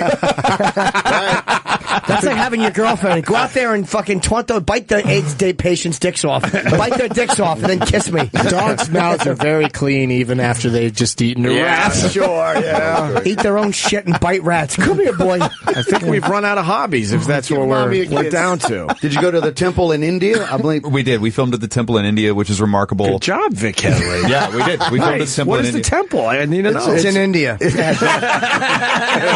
But what happens there? They worship rats. They've taken over the whole place. Yeah, Really? So we're throughout India. There are people who will go out and kill the rats, but there is this temple where they let them run free, and people will drink out of these milk bowls after them because they feel like it's a blessing and it's somehow lucky for them. And how could you think that kid who's like elbow deep in like a bowl full of rat milk? It's like one of the most remarkable things. You don't have to kill them, but how could you worship anything that fucking crawls behind a Pepsi can and eats fucking duty? Yeah. Oh, that's what God would do. Scamper in the garbage. Yeah, second most successful mammal on the planet behind us for now. Can we see that, please? Yeah, the world's never going to get along. Show me that video. That no, I like that. I like her. I like Mom. You like Myrtle? That's the potato chip lady. Yeah. Did they estimate how many rats are in this temple? 30. 30 rats. No, more than that. Over 15,000. More. Yeah, thousands. I really thought it was 30. 15, give or take 14,970. When is the movie going to be out for rats? I know that you're not in here to talk about that. No. Our goal right now is we're finishing it up right now. We're in post. The goal is to have it done in time for the Toronto Film Festival this fall, and then it'll be out just in time. Roll out for Christmas. Halloween. Just in time for Halloween. Just in time for Halloween. Perfect. That's a good movie to watch at Halloween time. I can't wait to see that. Yeah, I love everything you do. So this is going to be really good. Did you see Willard growing up? I get Willard, Ben, of course. Yeah. It's like those are some good rat movies. But I also love like Food of the Gods, one of the best movies ever. I've seen which is so good. See, he always makes you think of something you've forgotten most of the time. That's a damn good movie. You're right. Well, I mean, we have to say it again. This dear Zachary haunts us to this day because of you. Yeah, exactly. But you still recommend it to people. You say, it's an incredible film about this. See, but it's all about the setup. I've gone the other way. I'm like, don't fucking see this film. see, I'm still all about recommending it to people. Jimmy tricked his manager to see it. Yeah, I told him he wanted something funny for him and his wife to watch. He said, oh my God, Dear Zachary is hilarious. I did, and I said that, and I'm like, trust me. I'm like, it's weird. It doesn't seem like it's going to be funny, but it's fucking hilarious. And then after that, I don't know, you should watch Happiness and then Kids. No, these movies are he told me, he's like, my fucking wife was crying. I was so happy. I spoiled their Saturday. I've never been happy with myself in 26 years of stand-up. It's my greatest gig. Your greatest accomplishment. Yeah. What documentary you like right now? Give us a what do I like right now? I'm trying to think of some things that I've seen recently. The one in what was the one that won the Oscar? Citizen 4. I don't know. Like, so everybody's probably said. Have you guys seen that Citizen 4? The film about Girl Snowden. Underwater. The one about Snowden. No. Citizen 4 is bananas. It's like just what Laura Poitras has access to. Yeah. Like the fact, you remember when the news was breaking, sure. and here it's like there's photos of him. He's like he's in Hong Kong. He's about to flee as he's in his hotel room in Hong Kong packing his bag with him on CNN as they're saying this, and he's like going out the door to like flee the hotel. I mean, it's an amazing moment in time that she captured, which is really remarkable. I like the one, what won the Oscar about the girl who was fucking in dog shit awful Pakistan. She got shot by her father and her uncle for not wanting to marry that was the short doc. There was one about the honor killings. So good, man. Yeah, really great. There's another honor killing this week. Some woman got set on fire. No, some bride got fucking burned alive because she wouldn't marry some guy. What a terrible country. Terrible. That's it on documentaries. Let me think. I was trying to think of any. I meant to make a list before I got in here. Listen to Me, Listen to Me, Marlon. I loved. Was amazing. I loved Listen to Me, Marlon. Yeah. That was one of my favorites from last year. I didn't realize he did so much taping. Incredible. He taped a lot of stuff. It's like therapy. Like you're listening to him just like talk about himself and his life, and rather he's like, why am I paying a therapist? I could just do this on my own. Right. Yeah. Did you see Listen to Me, Marlon? Yeah, I did. You don't like it? I don't have your enthusiasm for it. Doug gives it a D-. Why? I didn't. For some reason, I just couldn't get into it. I was just like, you gotta listen to this blowhard just talk and talk and talk. Like, it's Marlon Brando. Yeah, but private moments, he's just talking. I also, I there's some iconic Brando performances, but I haven't lived my life as like a huge Brando fan. Right. He was huge most of my life. He was, I think of him as that guy from The Freshman with Matthew Broderick. And the documentary, The Island of Lost Souls, the documentary about making Island of Dr. Moreau is very good. That's good. That one I never seen. I found that much more interesting. Like that's up there with like My Best Fiend. My Best Fiend is one of the greatest films ever. That's about, did you ever see that? So it's Werner Herzog and Klaus Kinski's relationship. Okay. And so it's all about him telling the story of Klaus Kinski and how, like, literally they just fought like cats and dogs all the time. At one point, like, Werner Herzog's off camera pointing a gun at Klaus Kinski to get him to act, and he goes, "You may try to kill me, but I will definitely kill you." It's amazing. Yeah, both of those guys are nuts. You have to watch that film, My Best Fiend. It's phenomenal. I'll check that out in Citizen 4. You don't hear movie stories like that. A gun pointed at an actor. Yeah. You know? The good old days. Yeah. Back when you used to be able to do that. Yeah, now it's like, well, there wasn't any gluten-free food crap, so she's suing. That's like the rock shows when you go backstage now. Yeah. They're all vegans and this and we that. We were filming at a place where they had a toaster that said gluten-free only, gluten-free toaster. And I was like, really? That's it's like, a little too far. I was like, so I can't put like a regular pizza in the toaster because the bread will somehow touch the rails of the toaster and make you sick? Is that really what would happen? And somebody there said, "Oh yeah, you can't do that. You can't put other things in the toaster." Did you see the Sugar movie where they kind of ripped you off? The guy decided. The guy from the Aussie guy that did that. Yeah, I heard the film's great. It was good. Yeah. But I was thinking that, this was done by our friend Morgan Spurlock. See, What's that one called? Forgot the name of it. I think it's called That Sugar Film or That Sugar Movie. But he didn't go crazy. He started eating stuff that you would assume is healthy, and you realize how much sugar is in actually this stuff that you just thought would be okay. Like juice, juice, yogurt, all these things. Like, oh no, you should eat these healthy things. Granola bars that are filled with excess and extra sugar. Well, I mean, that's why the big deal that like they're coming down saying the nutrition guidelines are now going to have how much sugar's actually in them, and not just sugar, but added sugar. I mean, that's huge. That's like that's a big. Yeah, Fed Up was the movie that got me off sugar. Fed Up was awesome. Yeah. You know what's really good to eat if you don't want sugar is the calloused skin on the back of a heel. You can eat that. Just chew on that? Yeah, you chew on that. Yeah, you dip it in some honey. What if you? It's all natural. What if you chew on someone else's? Is it even better if you chew on someone else's? Absolutely, yeah, because you pick up their immunities and you'll learn about their neighborhoods. Everybody tastes different. Yeah. Nothing worse than when you start peeling your heel and you go a little too far, a little too deep, and you're like, Yeah, and you pull it back up to the hamstring. Right. Thought I could get rid of this. Yeah, without nice a problem. Strip of skin. Yeah. Now I'm bleeding. Morgan's here, of course, for Inside Man, which starts tomorrow at 10 on CNN. Yeah, tomorrow night. This is your 4th season? Crazy.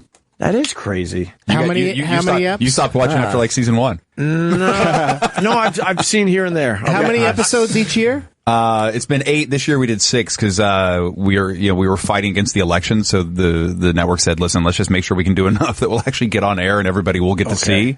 Because we've been preempted like 2 or 3 times already by debates, by breaking news coverage around the election. Like the election cycle is bananas right now. Mike Rowe kind of bitched about that. Yeah, is he still on CNN? I haven't seen Mike Rowe's show on CNN in a while. It was getting preempted all over the place. Yeah, like we've gotten pushed 3 times from our air date, and so finally I was like, "Listen, whenever you guys want to put it on, like I'm not that precious about it." I watch CNN probably more than any of the top 3. Yeah, and they're trying to do like an entertainment thing and news, but the problem is Trump has something going on. Oh my God, they're just blowing off everything. That's right.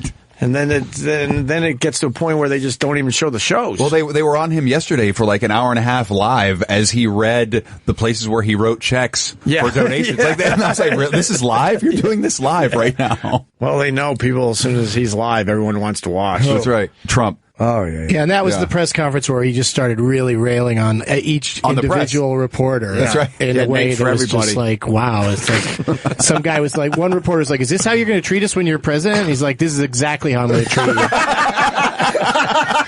It's like, wow. That's going to be, I guess that'll be fun to watch. People do love that about him. You got to respect that a little bit. Because the media is so but, putrid. Calling a guy sleazy and another guy a liar when chances are what they reported was the truth, and he's just mad at them for saying what happened. Yeah. That happens too. Yeah. Maybe. Yeah. That happens too. But they never get called out. Like, literally, That's they true. have impunity to say whatever they want, and they can go, "Well, our source sources, and they spin the news the way they want by using an unnamed source. They have all these little sneaky tricks they do. They're fucking repulsive. Jim Norton, stop giving away all my tricks. But they also don't ask enough tough questions because they want to be in the room with whoever that person is, Mm-hmm. you know, on the Sometimes, regular. sure. Like they've got certain reporters that just cover Trump or just cover Hillary. That's right. So they're not going to be complete dicks to them. Like the guy on MSNBC, Chris Hayes was talking to Hillary and he let her just not answer a question. He let her avoid a question. It's like, come on, man, just ask her and ask her and ask her. And if she refuses. What is on his head? What? Is that Tucker Carlson? It is. He doesn't have bow ties anymore, so he has to do something else. He's got like a Brady Bunch haircut, like a Is Peter that his Brady. real hair? I think he's got a big wavy Peter Brady haircut. That's his real hair. That's not a wig? He's fortunate. He's one of the fortunate ones. Fortunate? He looks like fucking He Herb has too much. Tarlick. He has too much. Herb Tarlick.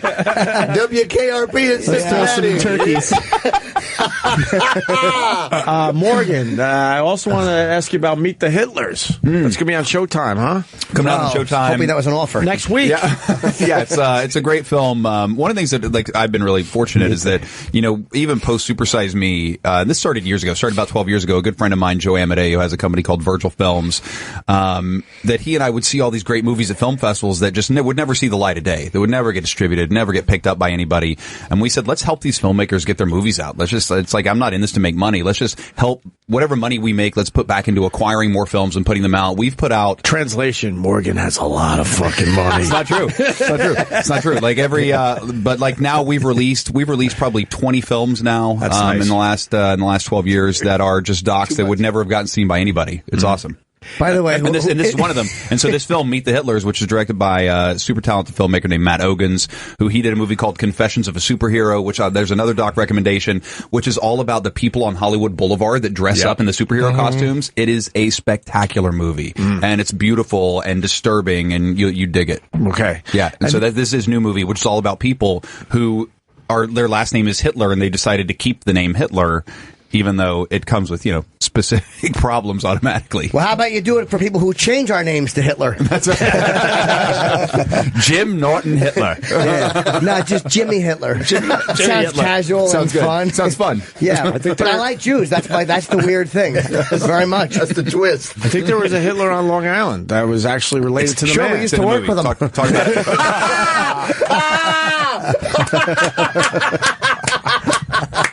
I'll laugh at that. He would laugh at that. Yeah, he went on it, yeah, sure. I would assume that's wonderful. But the one on Long Island, I think, is related to the guy, the main guy. Yeah, it's in the film. Oh, it is. Yeah, Did it that's change his name? Yes, it did change his name. From Frank to Joe. And I feel like I'm trying to remember. It's been a while since I watched the movie, but it's like I feel like he's was going with his mother's maiden name or something, but still was somehow related. Yeah, it was Hitler. He changed it but his mother's maiden name was Mussolini. It didn't work out any better. It was hyphenating. What about in your grooming documentary? Did you find anybody that's sticking with the Hitler mustache? Grooming? Wait a minute. It's called Mansum. Oh, wrong kind of grooming. Sorry. Thought you were online talk. There was the one guy in Jersey, the one who actually named his kid Adolf. He gave him the middle name Adolf, who ultimately had his kid taken away from him. Yeah, that guy. And people are like, well, what about the parents' right? So that was a weird line because as your parents, you have the right to say it, but they're like, you're really ruining this kid's life by naming him Adolf Hitler because you're a cocksucker who needs attention. Yeah. So that's a really weird line. What's the parents' rights? Yeah, because I can't take my kid to get tattoos yet, so it's like, what's wrong with that? What do you mean you can't? Why not? I know, I want to. I want to take that baby. I want to get a big tattoo on the back of that kid's back. Yeah. Big Harley Davidson that'll just grow over the next 18 years. Seriously? Yeah, that's not going to scar him at all. That won't affect him. I'm just going to get tattooed. If lost, please return to. So Inside Man, I know tomorrow night, 10 o'clock. You're doing a gambling one, right? We're doing one all about gambling, which is as somebody who enjoys gambling, like it's a great show, but there's also like this crazy dark side of gambling that the show really dives into in a way that I think we haven't seen before. Like in what way? Example, just in terms of I think the level of addiction that people have to it, not realizing that they're gambling. As simple as people who buy lottery tickets every week. Rich Voss. Yeah, he buys lottery tickets. Oh man, does he really? I didn't know that. Oh shit! Does he buy the scratchers or does he buy like the Powerballs? I think he's all in. See, yeah. I think he's across the board. A little bit of everything. Because I'm one of the guys like Powerball hits like $300-400 million. Like I walk by the deli, I'm like, I'll slap down 10 for that. I'm in for 10. Yeah. I'm in for 10. 80 million's not enough. No, I'm in for 10. 300 million. 3 million, I'm in. $10, I'm in. That's why we're all stupid. Yeah, the line gets longer when it's that's right. An amount of money that whoever gets it's not going to make their life better. It's going to be a big headache. Yeah. If it's 80 million, I don't want to be hassled. But there's another great movie. Now we're talking. So here's another great film. Change. This is a film that was Sundance a few years ago called Lucky. That's all about lottery winners, which you should watch. Which is also one of the all their lives go to shit. All their lives are terrible. Like there's a guy who won like $20 million. This is such a great story. So he's like, oh, you know what I'm going to do? I'm going to buy myself a fleet of limousines. So he bought himself a fleet of limousines that they weren't even long enough, so he had them made even longer and taller. So it was like the most dumb redneck thing you could do with your money. It was great. Yeah. You know, the lottery, when you talk about the lottery, sometimes I'll stand around my friends and I'll say, I feel like I've won it, because I have friendship. Today, I feel like right now this is the lottery. This is the lottery. I feel like lottery today because we have our health and laughter and friends. This is the guys lottery. having fun. Yeah. So you do slot machines, horse racing. I know this. Yes, the lottery tickets. We filmed at the Palms, where I stayed in the high roller suite. We talk about lotto tickets, and we talk about like all these people, like the gambling addiction and the support groups that they have, and some of the stories that these people tell. Is what was the most remarkable. ridiculous one that people gambled on? The most ridiculous game that people gamble on? Well, I mean, I think that just in terms of doing it every day is lottery. Like the amount of money people spend on lottery, money they don't have, money that they could be putting into savings for their kids or whatever else that would be actually earning them real money down the road. Is the big one because people don't look at it as gambling, and I think that's where people make the divide. That well, I'm not sitting at a table. I'm not I'm not cashing in my retirement. Most people don't even have retirement anyway. You ask them, you say, what's your retirement plan? They're like, well, right here it is. When I hit this, that's going to be the one. And so it's like, a lottery ticket isn't a retirement plan. But it makes them happy on the way home from work, though. Listen, but there are people who are spending hundreds of dollars a week that's bills. That's other things that they should be putting that money towards. Do you have a game? Do you have your favorite casino game? My favorite casino game. I'm terrible at craps, but I love to play craps just because it's so exciting around the table. But it's like I am nothing but a money flush when I go to that table. Like people look at they see me walking up, they're like, sucker, here he comes, and I will just like drop $100-200 like that, and then I'm like, okay, I'm done. Isn't that the game that you have your best odds? I believe so. That's where you can win the most money the quickest, and which makes it fun. Yeah. But at the same time, it's a great place to lose a lot of money. Still fucking losing. Yeah, yeah, and it's hard to know it goes fast. It goes so fast, and it's a lot of yelling and. I hate sitting at a blackjack table that's too close to craps because of they're all just screaming. You win a hand in blackjack. There's no reason to get too excited. You just matched your bet. Yeah, I tell you, I was just in Vegas in March I'd always wanted to go. I ended up having to go to Vegas for a meeting of all things, the first day of March Madness. Wow. Which is an exciting day to be in Vegas because what I love sitting in the sports book and watching, and especially on a day like that where there's game after game after game was awesome. And so to be there in the sports book, like that was a lot of fun. And for me, like I like that kind of gambling where you're betting on a sport and you're watching it, and to kind of see it unfold with other people was really exciting. Yeah, nice. Yeah. What else are we doing this season on Inside Man? We're doing an episode about space, where we talk about just how the privatization of space travel is changing everything, from, SpaceX to Virgin Galactic. Like we talked to all these companies. There's a guy named Peter Diamandis, the guy who actually created the X Prize, where he has a company that is going to start mining asteroids as they fly by the planet, which is remarkable. Like the stuff that people talk about, you're like, wow, it's like I'm living in the future. Like when you hear people talk, it's like your mind is blown. How the fuck are they going to do that? Yeah, they're going to send up little satellites. That basically satellites will land, mine on the asteroid, and then take off. No, that was the original idea, but they said that was impractical. So they figured out something that can actually push the Earth into the path of the asteroid. It hits the planet, and then they go in and Bruce Willis has ever seen that plan. Yeah. Armageddon. How many years though where they actually could do this? They're saying they're building the satellites now. There are a couple asteroids that are swinging by that they're going to start to do some touchdown landings on in the next year to 2 years, which is crazy. Yeah. But it'll be in the next 10 years.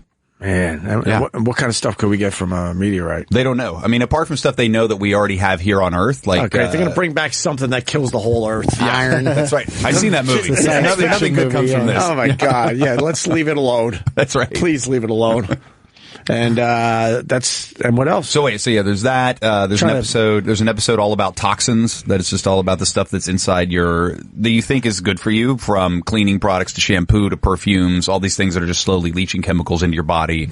The furniture you have, that when you buy a couch, a lot of times it's covered in flame retardant that also just releases toxins, and what that means. Oh, that's great. Yeah, it's great. You'll never want to leave. Now your furniture's killing you. Your furniture's killing you now. Everything in your house. Every is killing episode you. makes you want to stop doing something until you're just sitting comatose. We're on the floor, I guess. How can I live? On the floor. Morgan Spurlock scared the shit out of me. Exactly. That's a news tease, though. Yeah. Is your couch killing you? Your couch is killing you. Then you start to look back. All those years you've had your face in a cushion with 2 fingers in your hiney. That's right. All those years. Uh-oh, someone's on the fast track. Yeah, oh no. Someone's on the fast track to cancer in here from their couch. Well, it is a great show. Thanks, man. I can't believe you're only doing 6. That sucks. Yeah, well, it's good. I mean, I think that the goal for us is just to be able to keep coming back and doing it. So it's been fantastic. We've had an amazing run. The fact that we've done 4 seasons is awesome. So hopefully we get to do it again.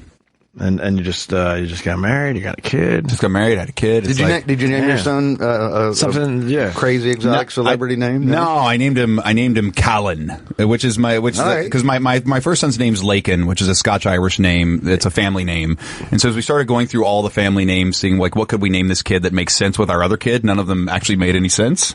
They all felt very kind of like old school or not good. Like my grandfather's name was Froud. I was like, I can't name my kid. Can't name my kid Froud.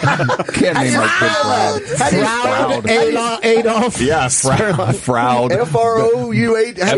F-R-O-U-D. Froud. Froud. Walter Froud Spurlock. And then there was names like that are frowned upon. Yeah, Froud. Exactly. Yeah. And then there was Burl. I was like, can't name him Burl. So he started going through. Burl. Who doesn't love Burl Ives? Happy Snowman. Have a holly jolly Christmas. God almighty. That song just makes everyone happy. Yeah. Name your kid Burl. Burl Ives rules. Yes, he does.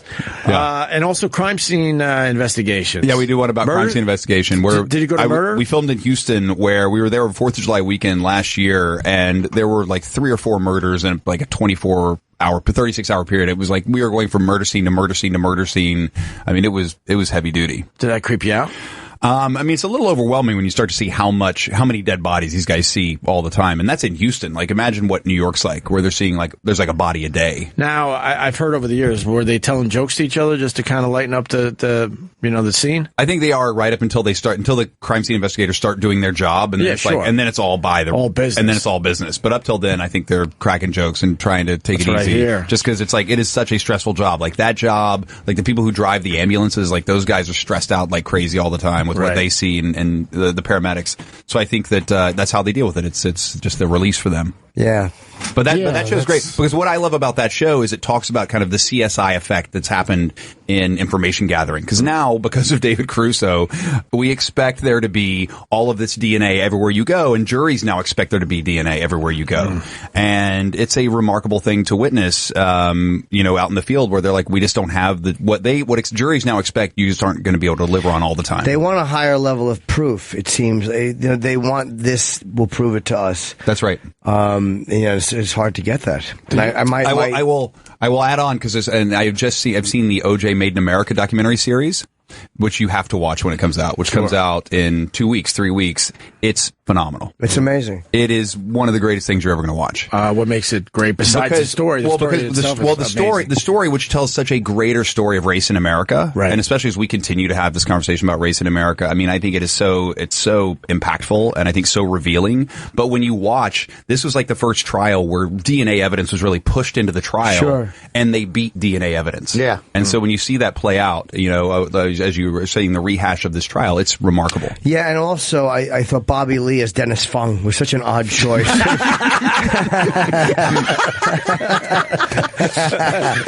He's talking about a thing that's not out yet. What? A documentary about OJ. Not the He's script, not talking about the scripted show. Not the FX I'm series. sorry. I thought you meant that. No. He's talking about the. You know what? It was still funny. Something he saw. We have it. Oh, no, I meant this too. Yeah. Dennis' phone was unavailable. Amazing, he was in both. And they got Bobby Lee. Bobby Lee did the voice. They got Bobby Lee to do. Did you get to go to the? I forgot where it is, but there's like the woods and the field where they put the dead bodies. So Yes. You've been there? We've been there. The Body Farm. You've been to the body farm? So we filmed at a body is farm. It for this, it's for this episode. It is. So in this episode, we go to a body farm. Oh, cool. And it is one of the most incredible and same time disturbing things you'll witness. It's like a lotion place for the mall. Where they're bringing out fresh bodies and they put them out where they can study the bodies breaking down in nature. You saw them bring out the fresh bodies? Oh, yeah. And bodies that have been there for weeks and some of them months, bones that have been there for months and months. Come on, that had to freak you out. It's an incredible and thing to see. It's in the series this year, Inside Man. It's on Inside Man. It's on the CSI episode. I hear they bury them in leaves to see what that does, or shallow graves, and That's then they right. throw them in the backs of cars and the trunks. And I went in part of the scene that we shot with those guys there is I'm with kind of the state troopers where they're training them at this group to kind of do a dig, like where they buried a body that's been there for X amount of time that then the troopers had to come and find where the body is and slowly dig out and find the body parts. And then it's like, what a fun place for a party. And then they Halloween. Yeah, make a left at Murray. That's where the bathroom is. And then by the bugs and stuff, they can figure out how long this body's been, in that area or whatever, dead. That's right. If I was a serial killer, that's where I'd throw the body. Just like that. What state was this in? The one we filmed in was in Texas. Yeah, Texas? and there's one in Manhattan, too, right down on 38th Street. It's bizarre. It's a really depressing next to block. a Sephora. Yeah. Yes, the body farm. Right by Shake Shack. Yeah. Everybody goes in there thinking it's a place for a massage, and they kill you. Yeah. God, how shitty is your family that they donate your body to be buried in a shallow grave in a... It's for research. Yeah, I know. It's just... No, I still think hate you, it's Dad. shitty. I hate you, Dad. Take that. Plus, you can always go visit your loved one. I'd love to have my parents thrown there whenever eventually that day comes. I'll just go talk to them. My dad's just hanging out in the leaves. You look like you're having fun, Dad. There's a bird on your face. Let me get rid of that. Was that the most disturbing thing you've seen? This was in one your of travels? the most. This was probably one of the most disturbing places we've gotten to shoot. But at the same time, enlightening because of like the amount of science that they gather out of what happens there is pretty astounding. It's very helpful. Yeah. Well, any other disturbing places that come close to this? Not even close. Like this was way up there. What's the one thing that just kept you awake at night after you saw it? I mean, after shooting there, because there's a smell with like the fresh... You don't even have to say anymore. Yeah, there's a smell of a fresh dead body that, imagine like if you've ever had a rat in your wall or a mouse in your wall and then bring it back full circle, that's died. You remember how that smells? Sure. Now multiply that by 1,000.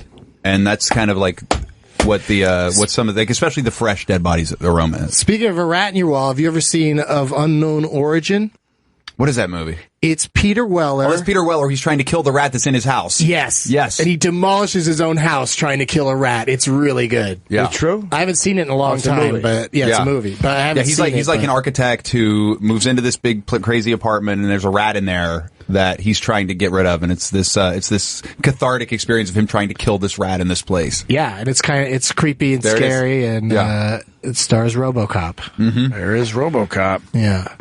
You're the second person Quentin Tarantino is the other person that recommended I see that movie. When he heard I was making this movie, and I still haven't seen it. You got to see it. It's really I haven't seen it in a long time. I got to watch it again.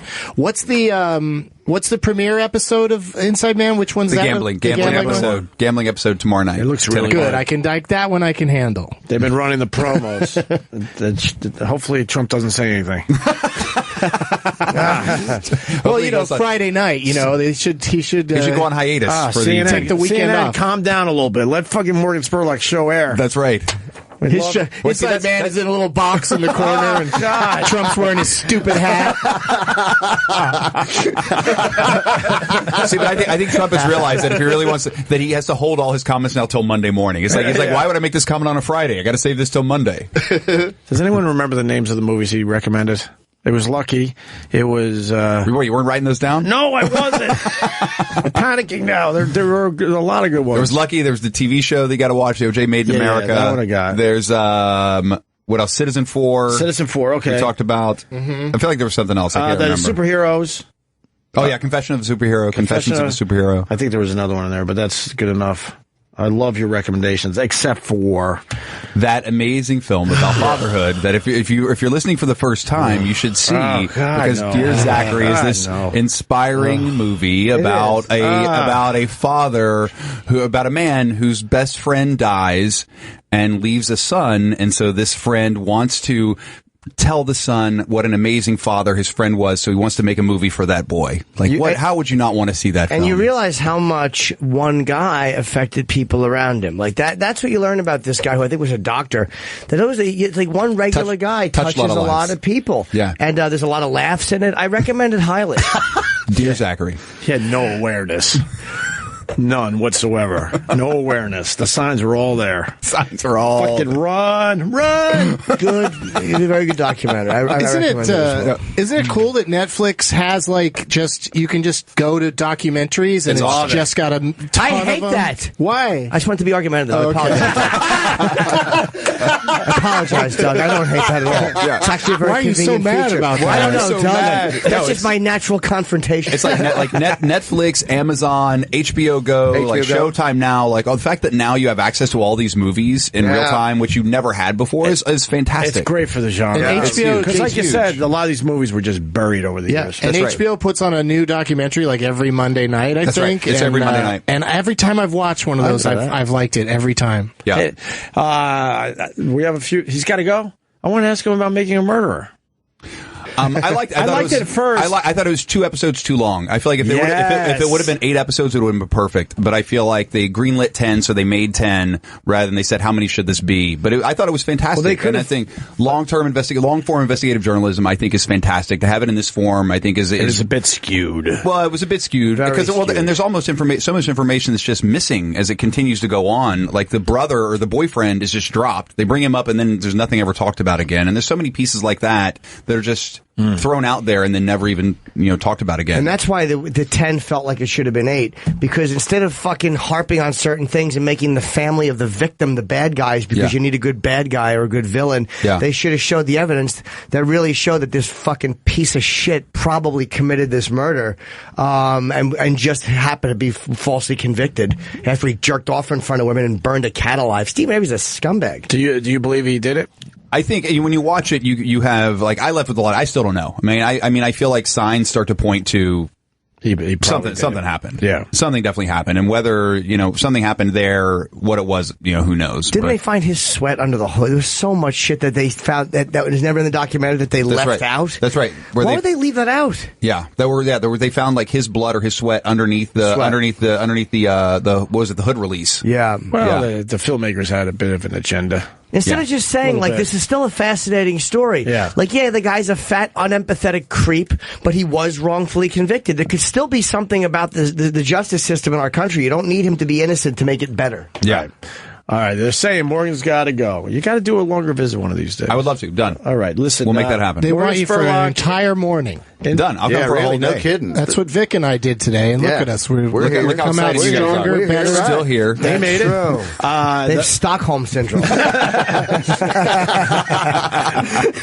want to start pumping up that Rats documentary, but somewhere in October. It's going to be amazing. I can't wait to see that. And then, of course, Inside Man Season 4 premieres tomorrow at 10 on CNN. Morgan Spurlock's a great cast. Thank you, Morgan. Great to see you. And Appreciate congrats it. on the kid and the marriage and all that. Thank you, man. Life's good for Mr. Spurlock. Life is good. All right, Doug, we're out of here. DougLovesMovies.com. That's it. That's all I got to say. JimNorton.com for all of my dates. You all, check it out if you want to come see me. Somebody corrected me on Twitter, and Edmond, Oklahoma is a suburb of Oklahoma City. Oh, there you go. You are in Oklahoma City. You are in Oklahoma City. And every time I play there, they beg me to convince other great comics to go there. So if you know any, thank you. I love it. Vic Henley, live from Blues Cruise. Thank you, Vic. Anytime, boys. See you guys tomorrow. We're live tomorrow. Make sure you check it out.